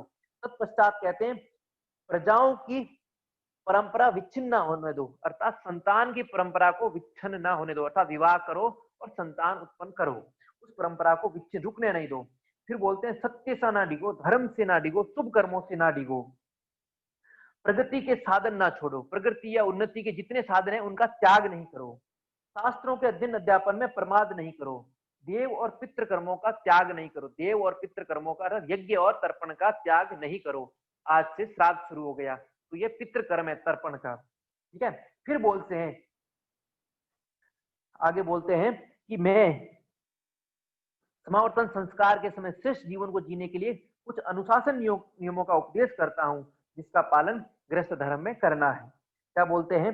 हे पुत्र, तुम सदैव सत्य बोलना, सत्य का आलम्बन लेना, शास्त्र सम्मत धर्म को जीवन में धारण करना, नित्य कर्मों को कभी भी प्रमाद नहीं करना, भूलवश भी नित्य कर्मों को छोड़ना नहीं, धर्ममय आचरण रखना, धर्ममय आचरण रखना, वेदों का अध्ययन करना, संध्या वंदन करना, गायत्री मंत्र का जप करना, गुरु को प्रेम पूर्वक दक्षिणा प्रदान करना, आलस्यवश कभी भी धर्म की अवहेलना नहीं करना, आलस्यवश भी धर्म की अवहेलना नहीं करना, शुभ कर्मों को सदा करते रहना, वर्ण अनुकूल धन अर्जन करना, गुरु क्या बोलते हैं, वर्ण अनुकूल धन अर्जन करना, नित्य यज्ञ करना, श्राद्ध तर्पण होम आदि नित्य करते रहना। इस प्रकार आचार्य कर्तव्य कर्मों का उपदेश देता है कि आगे क्या कर्तव्य कर्म है। तो सभी वर्णों में, इस प्रकार सभी वर्णों के शिष्य आचार्यों के पास गुरुकुलों में पढ़ा करते थे, ठीक है, या किसी विशेष वर्ण नहीं बोला, अर्थात चारों वर्ण के आते थे, ठीक है, ब्राह्मण क्षत्रिय वैश्य शूद्र। फिर आगे देते हैं, मातृदेवो भव, पितृदेवो भव, आचार्य देवो भव, अतिथि देवो भव। तो कहते हैं गुरु क्या बोल रहे हैं, आचार्य क्या बोल रहे हैं शिष्य को, माता को देव रूप ही मानो, माता क्या है, देव ही है, पिता भी देव रूप है, पिता को भी देव ही मानो। फिर बोलते हैं आचार्य को देव मानो और अतिथि को भी देव ही मानो, अतिथि को भी देव।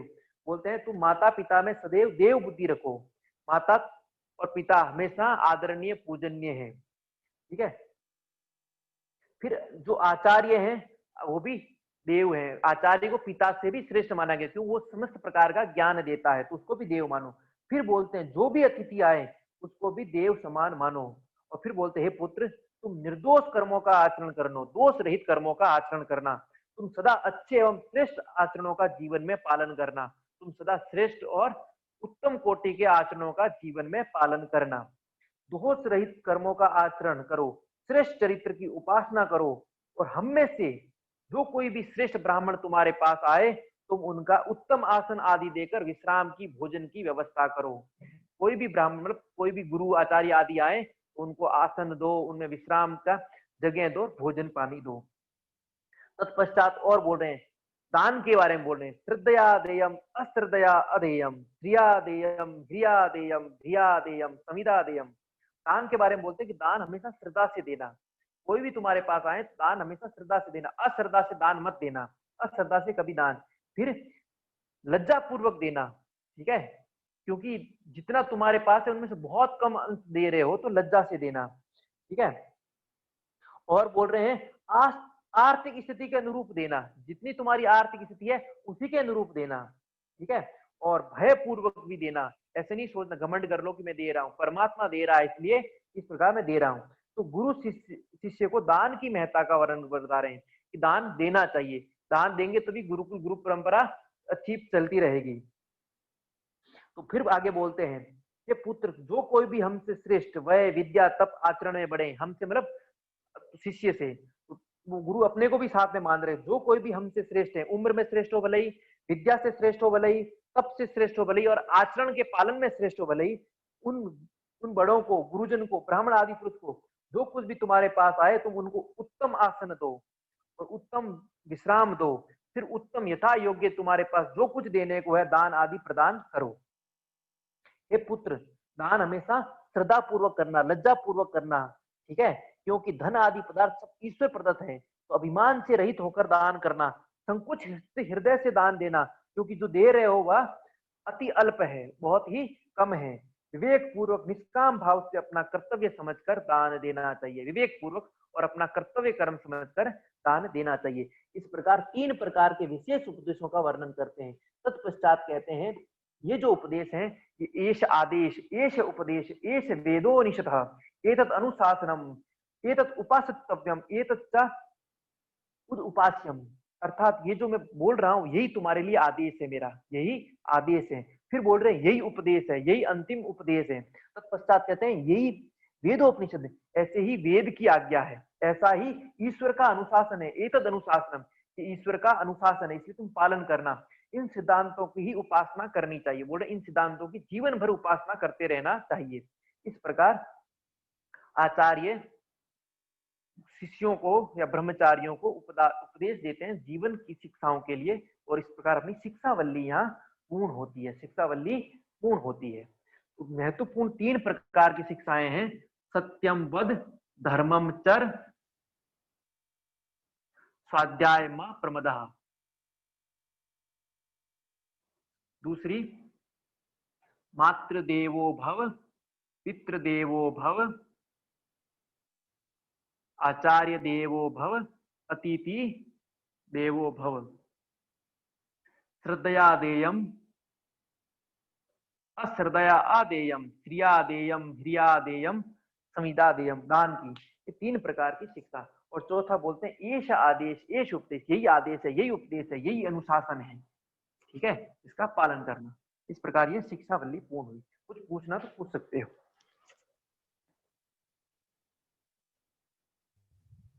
सर संविदा का मतलब क्या है यहाँ पे? यहाँ संविदा का 2 अर्थ है। प्रॉमिस, प्रतिबद्धता के साथ देना कहते हैं। संविदा यानी प्रॉमिस, प्रतिबद्धता जताना, ठीक है। और दूसरा विवेक के अर्थ में है कि विवेक पूर्ण देना।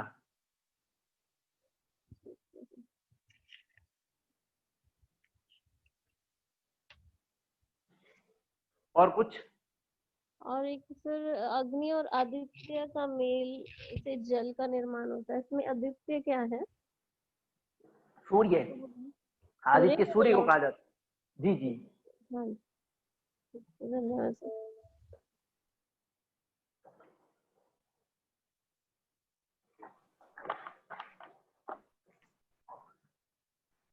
सर एक शुरू में बल के प्रकार बताए थे, वो एक बार बता दोगे?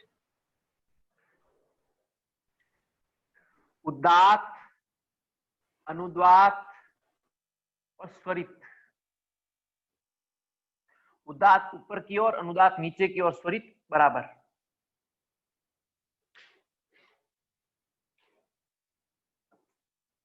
अब ब्रह्मानंद वल्ली।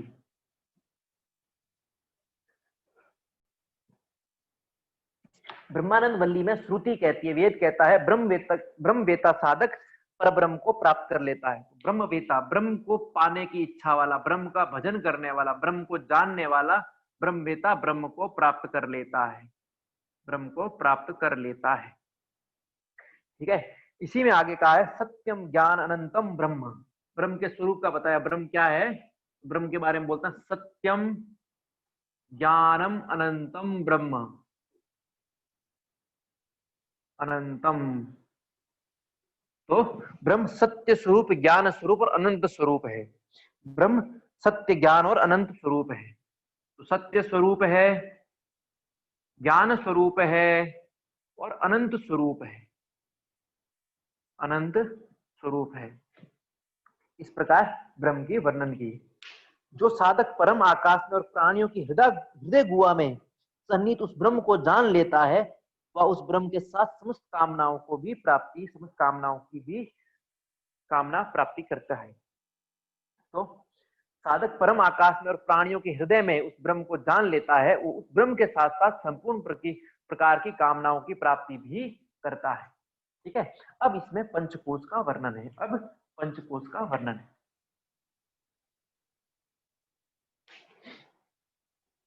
यहाँ पंचकोशों को पंच शरीर कहा है, ठीक है। पंच शरीर, पहला है अन्नमय शरीर।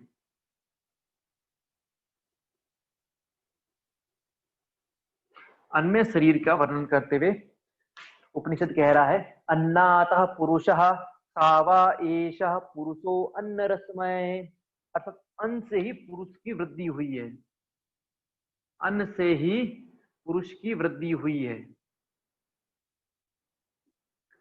अतः इस शरीर की वृद्धि किससे हुई है? अन्न से हुई है। पोषण ही हुआ तो शरीर बढ़ता गया, ठीक है।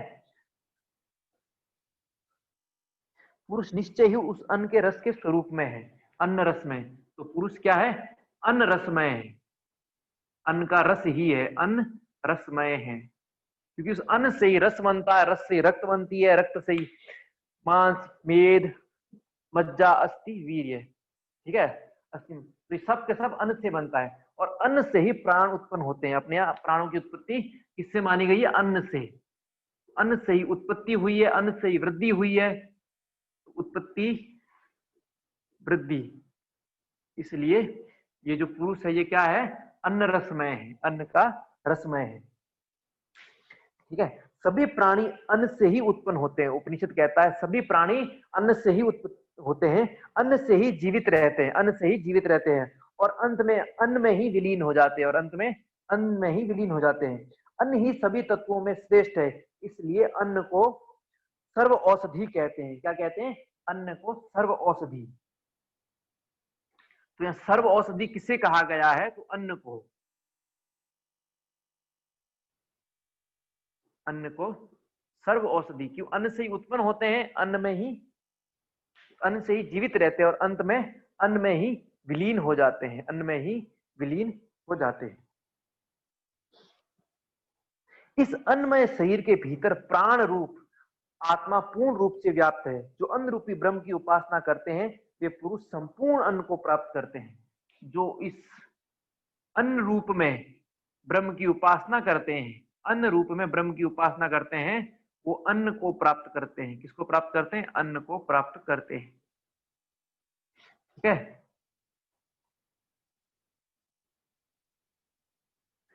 तो ये अन्नमय शरीर है, अन्नमय शरीर। इसके भीतर कह रहे हैं उपनिषद प्राणमय शरीर है।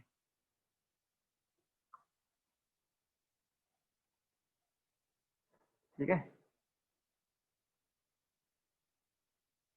प्राणमय शरीर। तो अन्न में, अन्न से ही उत्पत्ति होती है, अन्न से ही जीते हैं, अन्न में विलीन हो जाते हैं। जो अन्न की उपासना करते हैं, अन्न को ब्रह्म समझ के उपासना करते हैं, वो अन्न को प्राप्त करते हैं। किसको प्राप्त करते हैं? अन्न को। पुरुष संपूर्ण अन्न को प्राप्त करता है, संपूर्ण अन्न को। और सर्व औषधि भी कहा गया है। अन्न को क्या कहा गया है? सर्व औषधि। अब प्राणमय शरीर, तो प्राणो ही भूतानम आयु। तो प्राण को यहाँ भूतों की आयु कहा है। ठीक है,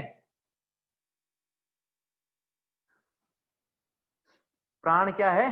समस्त भूतों की आयु। जितना प्राण है उतनी ही आयु है। उच्च कोटि का प्राण उच्च अच्छा स्वास्थ्य, कमजोर प्राण कमजोर स्वास्थ्य। तो भूतों की आयु क्या है? प्राण।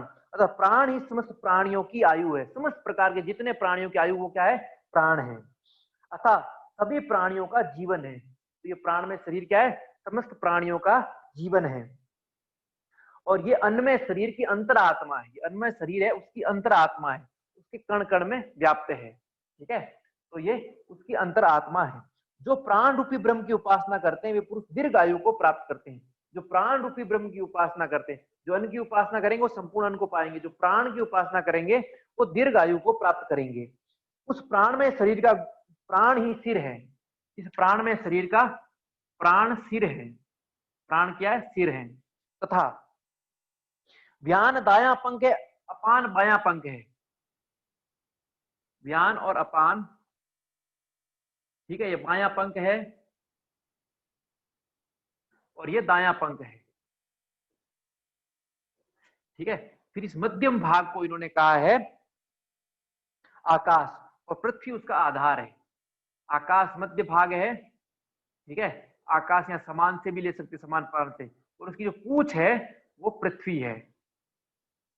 इस प्रकार पक्षी के रूप में तुलना की है। तो पक्षी का जो सिर है वो प्राण है, बाया पंख और दाया पंख। दाया पंख व्यान प्राण है, बाया पंख अपान प्राण है। ठीक है, मध्य भाग आकाश है और पूंछ जो है वो पृथ्वी है। वो क्या है? पृथ्वी। इस प्रकार पृथ्वी से तुलना करके समझाया गया। क्या? सॉरी, पक्षी से तुलना करके। प्राण में शरीर का, ये पूरा प्राण में शरीर की पक्षी है, सिर उसका प्राण है, प्राण ही सिर है, व्यान दाया पंख है, अपान बाया पंख है। ठीक है, मध्य का भाग समान या आकाश है और पूंछ उसकी पृथ्वी है। पूंछ उसकी पृथ्वी है। इस प्रकार प्राण में शरीर जो मनुष्य भूतों का जीवन कहलाता है, लाइफ कहलाता है और एज भी कहलाती है। ये प्राण में शरीर था। अब अगला मनोमय शरीर। मनोमय शरीर के लिए बोलते हैं प्राणमय शरीर के भीतर उससे भिन्न एक मनोमय आत्मा पूर्ण रूप से ज्ञान है। तो प्राणमय शरीर की आत्मा मनोमय है। प्राणमय शरीर की आत्मा मनोमय शरीर है।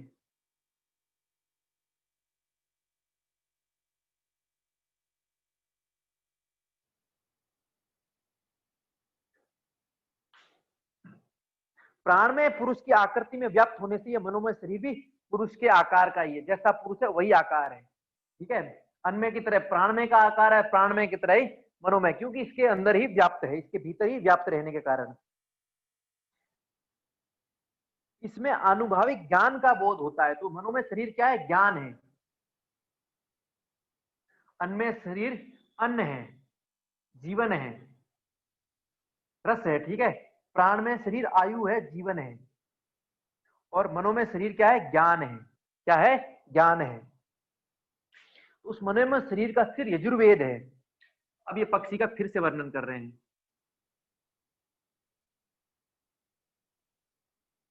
तो जो सिर है ये यजुर्वेद है। दायां पंख ऋग्वेद को बता रहे हैं, बायां पंख सामवेद को कह रहे हैं, और उपदेश को मध्य भाग कह रहे हैं।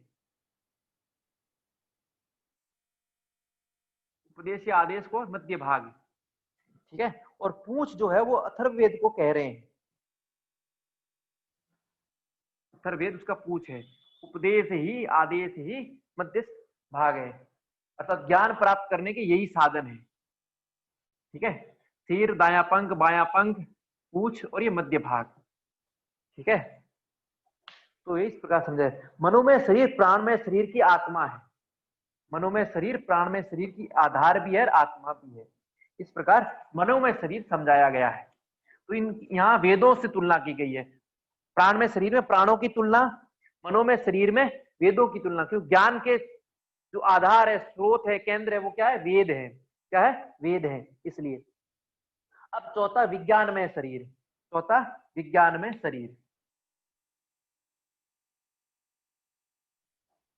तो इस मनोमय के भीतर विज्ञान में स्थित है।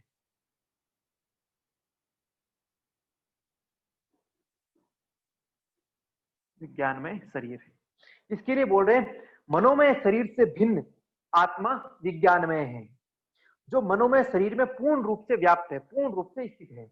मनोमय शरीर के अंतर्गत पुरुष की आकृति में समाहित है। मनोमय शरीर के भीतर पुरुष की आकृति में ये समाहित है। उस विज्ञान में शरीर का, अब उस विज्ञान में शरीर की व्याख्या कर रहे हैं। ये उसका सिर, ये उसका मध्य भाग, पंख और ये उसका पूंछ। तो बोल रहे हैं इस विज्ञान में शरीर का सिर है वो श्रद्धा है। क्या है, श्रद्धा।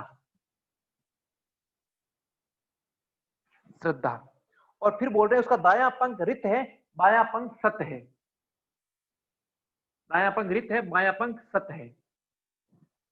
और उसका मध्य भाग आत्मा है और महा उसका पूंछ है, और आत्मा मध्य भाग है। यहां योग है, ठीक है। यहाँ आत्मा की जगह पे योग, आत्मा या योग। श्रद्धा यानी जो सत्य को धारण करने को श्रद्धा कहते हैं। जो कुछ सत्य है उसको जीवन में धारण करके उस पर चलने को श्रद्धा कहते हैं। रित कहते हैं सनातन सत्य,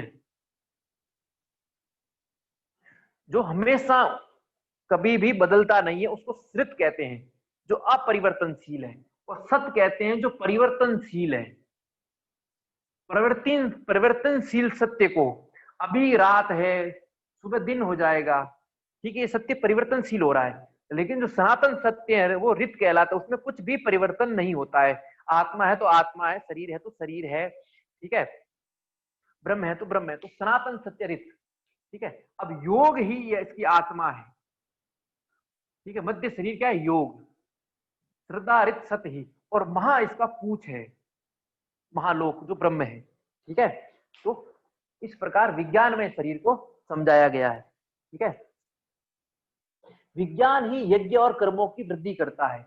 यज्ञ और कर्मों की वृद्धि कौन करता है, विज्ञान करता है। जो विज्ञान को ब्रह्म स्वरूप जानते हैं, उसी प्रकार के चिंतन में रत रहते हैं, वे पापों से मुक्त होकर संपूर्ण कामनाओं की सिद्धि करते हैं, ठीक है।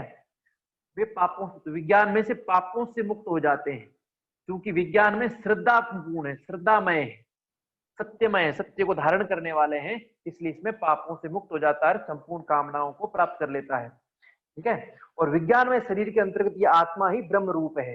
इस शरीर के अंतर्गत जो आत्मा है वही ब्रह्म रूप है। तो यहाँ जो ज्ञान है, यहाँ इस श्रद्धा आ जाता है, श्रद्धा रूप में आ जाता है, सत्य के रूप में आ जाता है। तत्पश्चात इस विज्ञान में के भीतर जो शरीर है वो आनंदमय शरीर है, वो आनंदमय शरीर है। उसके बारे में उपनिषद कहता है विज्ञान में आत्मा से भिन्न उसके अंतर्गत आनंद में आत्मा पूर्णता व्याप्त है। वह उस विज्ञान में पुरुष के शरीर में व्याप्त होने से पुरुष की आकृति का ही है, मतलब उसी की आकृति का, उस पुरुष जैसा पुरुष है वैसा का वैसा है। तो ये आनंदमय शरीर, आनंदमय शरीर। अब इसके लिए भी पक्षी का वर्णन कर रहे हैं सेम। तो बोल रहे हैं प्रेम उस आनंदमय शरीर का सिर है, प्रेम उस आनंदमय शरीर का सिर है, ठीक है। प्रमोद उसका माया पक्ष है, आनंद उसका मध्य भाग है, मोद माया पक्ष है, मोद प्रमोद, ठीक है। और आनंद उसका मध्य भाग है, ब्रह्म ही उसका पूछ है।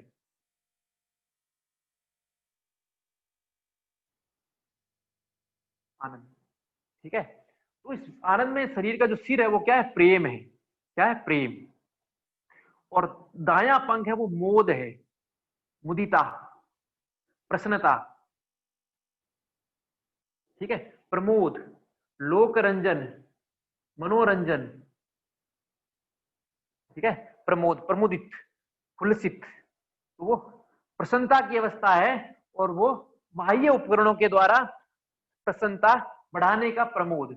और आनंद जो स्वतः उत्पन्न होता है, और इसका पूछ है वो क्या है, ब्रह्म है, क्या है, ब्रह्म है। इस प्रकार इस आनंदमय को प्रेम रूपी पक्षी, आनंद रूपी पक्षी के रूप में दर्शाया गया है। विज्ञान में योग या श्रद्धा में पक्षी के रूप में दर्शाया गया, वेदों के रूप में मनोमय का दिखाया, प्राण के रूप में प्राणमय शरीर का दिखाया, ठीक है। इस प्रकार ब्रह्म के जो सत्य को स्वीकार करता है उसे विद्वजन संत समझकर संत समझते हैं, जो ब्रह्म को सत्य नहीं मानता वह असत्य ही हो जाता है। तो क्या कह रहे हैं, जो ब्रह्म को सत्य स्वीकार करता है, जो ब्रह्म को सत्य स्वीकार करता है उसे विद्वजन संत कहते हैं, क्या कहते हैं, संत कहते हैं। और जो ब्रह्म को सत्य नहीं मानता वह असत्य, स्वयं ही असत्य हो जाता है। इसीलिए शंकर ने यही से कहा ब्रह्म सत्य जगत मिथ्या। तो जो ब्रह्म को सत्य मानता है वो संत कहलाता है, और जो ब्रह्म को असत्य मानता है वो स्वयं असत्य ही हो जाता है। इस प्रकार जीवात्मा के 5 शरीरों का वर्णन पंचकोश के रूप में हुआ है।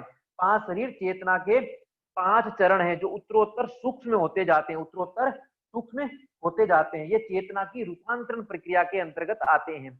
इनकी साधना पंडित श्री राम शर्मा आचार्य जी ने गायत्री महाविज्ञान में बहुत ही सुंदर प्रकार से की है, ठीक है। अब इस परब्रह्म, आगे उपनिषद कह रहा है, इस परब्रह्म के भय से ही वायु चलता है, वायु बहता है, इस ब्रह्म के भय से ही वायु बहता है, इसके भय से ही सूर्य उदित होता है, इसके भय से ही अग्नि, इंद्र और 5वें मृत्यु देवता सभी अपने अपने कर्मों में प्रवृत्त होते हैं। अर्थात इस ब्रह्म के शासन से ही सब अपने अपने कर्मों में प्रवृत्त होते हैं। जितने भी सूर्य, अग्नि, यम आदि देवता है, चंद्र, वायु, सब के सब इस ब्रह्म के भय से ही चलते हैं। तो फिर आगे कहता है अन्नमय शरीर मनुष्य का शरीर है। अन्नमय शरीर जो है ये मनुष्य का शरीर है, क्या है, मनुष्य का शरीर, मनुष्य का शरीर। वो ये अन्न से ही पुष्ट होता है। किससे पुष्ट होगा, अन्न से ही पुष्ट होगा। अन्न नहीं देंगे तो इसकी पुष्ट, इसका पोषण नहीं होगा, तो अन्न ही इसके पोषण का केंद्र है। तो अन्नमय शरीर है, मनुष्य का शरीर है, जो भौतिक दिख रहा है ये शरीर है, और ये अन्न से पुष्ट होता है, ये शरीर अन्न से पुष्ट होता है। फिर बोलते हैं प्राणमय शरीर मनुष्य की आयु है। जो ये प्राणमय शरीर है ये मनुष्य की आयु है, मनुष्य की जीवनी शक्ति है। और ये पुष्ट किससे होती है, प्राणों से पुष्ट होगी। किससे होगी, प्राणों से। जितनी प्राणों की प्रचुरता रहेगी उसकी आयु उतनी ही अच्छी होगी। फिर मनोमय शरीर के लिए बोल रहे हैं ये मनुष्य का ज्ञान है, क्या है, मनुष्य का ज्ञान है, मनुष्य का ज्ञान है। और किससे पुष्ट होगा, वेदा अध्ययन से, वेदों के अध्ययन से, वेदों के अध्ययन से ये पुष्ट होगा। वेदों के अध्ययन से इसके नर्चर होगी, पोषण मिलेगा, इसकी जो नरिशमेंट होगी वो वेदों के अध्ययन से होगी। तत्पश्चात विज्ञानमय शरीर के बोले ये मनुष्य की आत्मा है। ये क्या है, मनुष्य की आत्मा है। विज्ञान में शरीर मनुष्य की आत्मा है। ये किससे पुष्ट होगी, तो इससे पुष्ट बोलते हैं श्रद्धा से, रित से, सत्य से, और योग से पुष्ट होगी, और योग से पुष्ट होगी, ईश्वर से, योग से। तो ये मनुष्य की आत्मा है जो रित, सत्य, श्रद्धा और योग से पुष्ट होगी। तत्पश्चात आनंदमय शरीर के लिए बोलते हैं ये स्वयं ब्रह्म है। क्या है, स्वयं ब्रह्म है, ये स्वयं ब्रह्म है। और ये आनंद से पुष्ट होते हैं। किससे पुष्ट होते हैं, आनंद में से, आनंद से ही, प्रेम से, प्रमोद से, मोद से। पूर्ण जो आनंद है, प्रेम है, उससे ही आनंद में शरीर पुष्ट होता है। इस प्रकार पंचकोशों का वर्णन किया। फिर आगे कहते हैं रसो वही सह, रसो वही सा, रसो वही सा, सा यानी ब्रह्म, परमात्मा, परमात्मा परमेश्वर। तो वह परमात्मा प्रेम स्वरूप है, रस स्वरूप है। रस को यहाँ प्रेम कहा गया, तो कहा है प्रेम ही परमेश्वर है। तो रस रूप में, रस स्वरूप में, प्रेम स्वरूप में, परमात्मा किस स्वरूप में है? रस स्वरूप में, प्रेम स्वरूप में। ऐसा ये उपनिषद कहता है, रसो वही सहा, प्रेम ही परमेश्वर है, परमात्मा ही प्रेम है। तत्पश्चात एक बहुत ही अच्छा उपदेश युवाओं के लिए देते हैं, हम लोगों के लिए देते हैं। ठीक है, ये हमारे पाठ्यक्रम में नहीं है, लेकिन युवाओं के कारण होने के कारण कभी भी दृष्टि जा सकती है। तो इसमें कहा है युवा स्यात् साधु, युवा ध्यायकः आशिष्टो दृढ़िष्टो बलिष्ठः। युवा कैसा होना चाहिए उसके लिए बता रहे हैं, युवा सदाचारी हो। क्या है? युवा सदाचारी हो, युवा वेदों के अध्ययन से युक्त हो, युवा वेदों के अध्ययन से युक्त हो, सुदृढ़ अंगों वाला हो, अच्छे दृढ़ अंग हो, बलिष्ठ हो, व्यवहार कुशल हो, व्यवहार कौशल हो। इस प्रकार युवाओं के प्रति उपनिषद ने उपदेश किया है। इस प्रकार ये अपनी ब्रह्मानंद वल्ली पूर्ण हुई। अब इसमें कुछ पूछना हो तो पूछ सकते हो।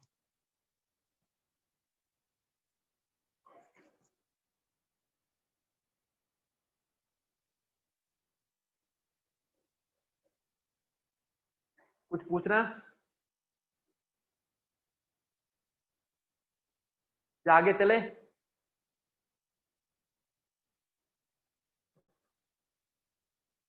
आगे चले? आगे चल, यस सर, आगे चलिए। सर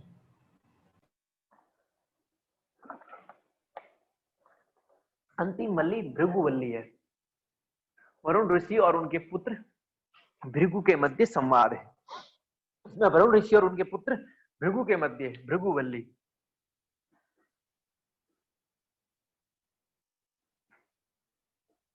वरुण ऋषि और उनके पुत्र भृगु के मध्य ब्रह्म ज्ञान का संदेश, संवाद है। ब्रह्म ज्ञान का संवाद है। इस प्रकार इसमें आनंद वाली भृगु, ये भृगुवल्ली, ब्रह्मानंद वल्ली पूर्ण हुई। ठीक है, आनंद वल्ली भी है सर इसमें। हैं? आनंद वल्ली नहीं नहीं नहीं नहीं, वो ऐसे ही कह रहे हैं, भृगुवल्ली ही है। ठीक है, आनंद इसमें कहते है हैं। सर, जैसे आनंद वल्ली जो सिलेबस में है वो उसको बोल रहा था, जैसे कि आनंद वल्ली है इसमें, तो वो कौन सा है? भृगुवल्ली भी बोलते ठीक हैं है, आनंद वल्ली। ब्रह्मानंद वल्ली ही आनंद वल्ली थी जो पढ़ लिया हम। अच्छा ठीक सर। ठीक है, तो इसमें वरुण ऋषि और उनके पुत्र भृगु के मध्य संवाद है। भृगु वरुण ऋषि के पास जाते हैं और ब्रह्म ज्ञान का पूछते हैं कि मैं ब्रह्म ज्ञान प्राप्त करना चाहता हूं, आप मुझे उपदेश करिए। इस प्रकार वरुण ऋषि भृगु को उपदेश करते हैं और कहते हैं अन्नम ब्रह्मेति व्यजानात, कि अन्न को ब्रह्म जानो। इस प्रकार भृगु ऋषि साधना करते हैं, ब्रह्म को अन्न समझते हैं, अन्न प्राप्त करते हैं। फिर पिताजी के पास आते हैं तो पिता कहते हैं हाँ सही। इस प्रकार 5-6 प्रकार की उपासना है और उसकी वर्णन है। तो सबसे पहले अन्न ही ब्रह्म है, ये उपदेश देते हैं। दूसरा उपदेश वरुण भृगु ऋषि को देते हैं तप ही ब्रह्म है, तपो ब्रह्मेति। तीसरा देते हैं प्राण ही ब्रह्म है, प्राणो ब्रह्मेति व्यजानात। फिर चौथा देते हैं मन ही ब्रह्म है, मनो ब्रह्मेति व्यजानात। पांचवा देते हैं विज्ञान ही ब्रह्म है, विज्ञानम ब्रह्मेति व्यजानात। छठा देते हैं आनंदो ब्रह्मेति व्यजानात। इसमें एक बस तप बीच में आता है, बाकी पंचकोश ही पूरा का पूरा है। उसी का भृगु अपने पिता से उपदेश सुनकर साक्षात्कार करते हैं। इसलिए इसमें भी लगभग वही वर्णन है, लेकिन वरुण ऋषि उपदेश करते हैं पहले, फिर वो उसका साक्षात्कार करते हैं। पंचकोश के अलावा एक तत्व को भी वो साक्षात करते हैं। फिर इसमें अन्न की महत्ता का वर्णन है, अन्न की महत्ता का। तो वरुण ऋषि भृगु को बोलते हैं अन्नम ना निंद्या तद्व्रतम, अन्न की निंदा नहीं करें, ये भी एक व्रत है। अन्न चाहे कैसा भी हो उसकी निंदा नहीं करनी चाहिए। तत्पश्चात बोलते हैं अन्नम ना परिचक्षित तद्व्रतम, अन्न की अवहेलना ना करें, ये भी एक व्रत है, ये भी एक नियम है, शपथ है कि अन्न की अवहेलना ना करें। अन्न पड़ा हो उसको उस पर ठोकर मार के चलना, इस प्रकार बोला गया। फिर तीसरा कह रहे हैं अन्नम बहुकुर्वीत तद्व्रतम, अन्न को बढ़ाएं, अन्न को बहुत बढ़ाएं, ये भी एक व्रत है, ये भी एक नियम है। फिर बोलते हैं ना कंचन वसतौ प्रत्याचक्षि तद्व्रतम, घर में आए हुए अतिथि को प्रतिकूल उत्तर ना दे, ये भी एक व्रत है। घर में आए हुए अतिथि को प्रतिकूल उत्तर ना दे, ये भी एक व्रत है। इस प्रकार के वर्णन। और इसमें परमात्मा की विभूतियों का वर्णन है, अंत में भृगुवल्ली में परमात्मा की विभूतियों का। तो क्या बोल रहे हैं, परमात्मा वाणी में रक्षा शक्ति के रूप में है, परमात्मा वाणी में रक्षा शक्ति के रूप में है, परमात्मा प्राण और अपान में प्राप्ति और रक्षा दोनों की शक्ति के रूप में है, परमात्मा हाथों में कर्म शक्ति के रूप में, हाथों में कर्म शक्ति के रूप में है, परमात्मा पैरों में चलन शक्ति के रूप में है, परमात्मा विद्युत बिजली में बल के रूप में है, परमात्मा वृष्टि में तृप्ति शक्ति के रूप में, मेघ में बरसात में तृप्ति देने वाली शक्ति के रूप में है, परमात्मा पशुओं में यश के रूप में है, परमात्मा नक्षत्रों में ज्योति रूप में है, परमात्मा उपस्थ में प्रजा की शक्ति वीर्य रूपी अमृत और आनंद देने की शक्ति के रूप में है, और परमात्मा आकाश में सबका आधार बनकर स्थित है, सबका आधार बनकर स्थित है। इस प्रकार अपना ये उपनिषद पूर्ण हुआ, तैत्तिरीय उपनिषद। कुछ पूछना है तो पूछ लीजिए, वरना अपना ये दोनों उपनिषद आज के पूर्ण हुए, तैत्तिरीय और तैत्तिरीय। और नहीं पूछना है तो 2 मिनट आंखें बंद करके दोनों उपनिषदों में जो जो पढ़ा उसको स्मरण करिए, उसको रिकॉल करिए।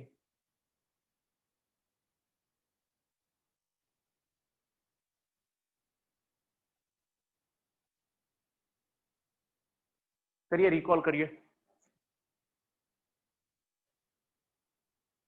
जो जो पढ़े उसका रिकॉल करिए शुरुआत से। तैत्तिरीय उपनिषद में क्या क्या पढ़े,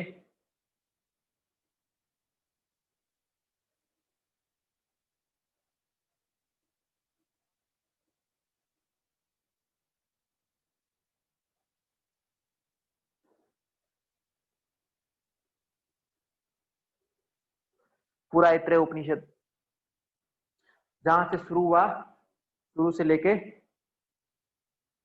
अंत तक। कहां से शुरू हुआ तैत्तिरीय उपनिषद,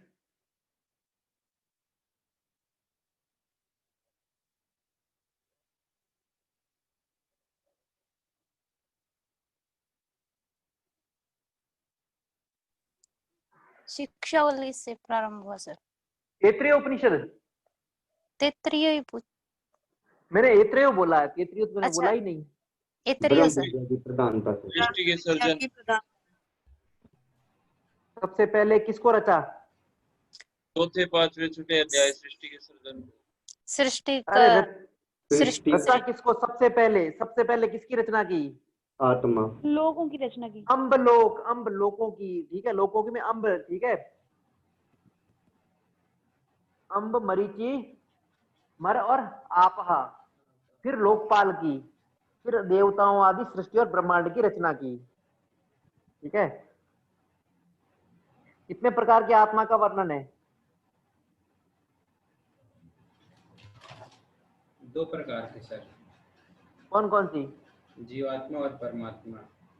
ठीक। कितने जन्मों की बात कही गई है, 3 जन्म। 3 जन्म, ठीक है, 3 जन्म पुनर्जन्म की। और यहाँ ब्रह्म को की क्या कहा गया है, प्रज्ञान स्थान, प्रज्ञान प्रकृष्ट ज्ञान, प्रज्ञान। ठीक है, प्रज्ञान। अब तैत्तिरीय में आ जाओ, चिंतन करो शुरू से लेकर अंत तक क्या क्या पढ़े।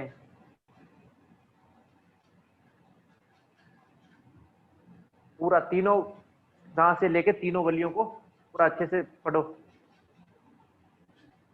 पढ़ो मतलब चिंतन करना है, कॉपी नहीं देखना है, बिना कॉपी देके चिंतन करना है मस्तिष्क में जो जो अध्ययन किया।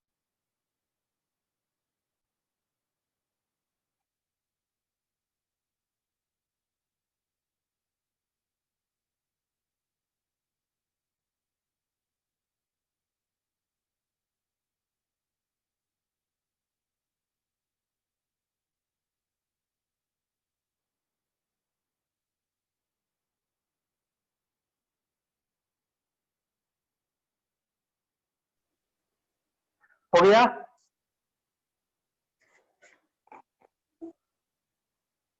हो गया सर। आंखें बंद कर लीजिए, साथ साथ में ओम का उच्चारण।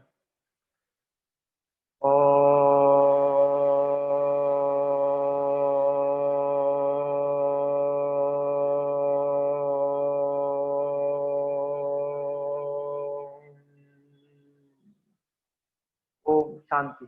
सभी को शुभ रात्रि। ठीक, हाँ।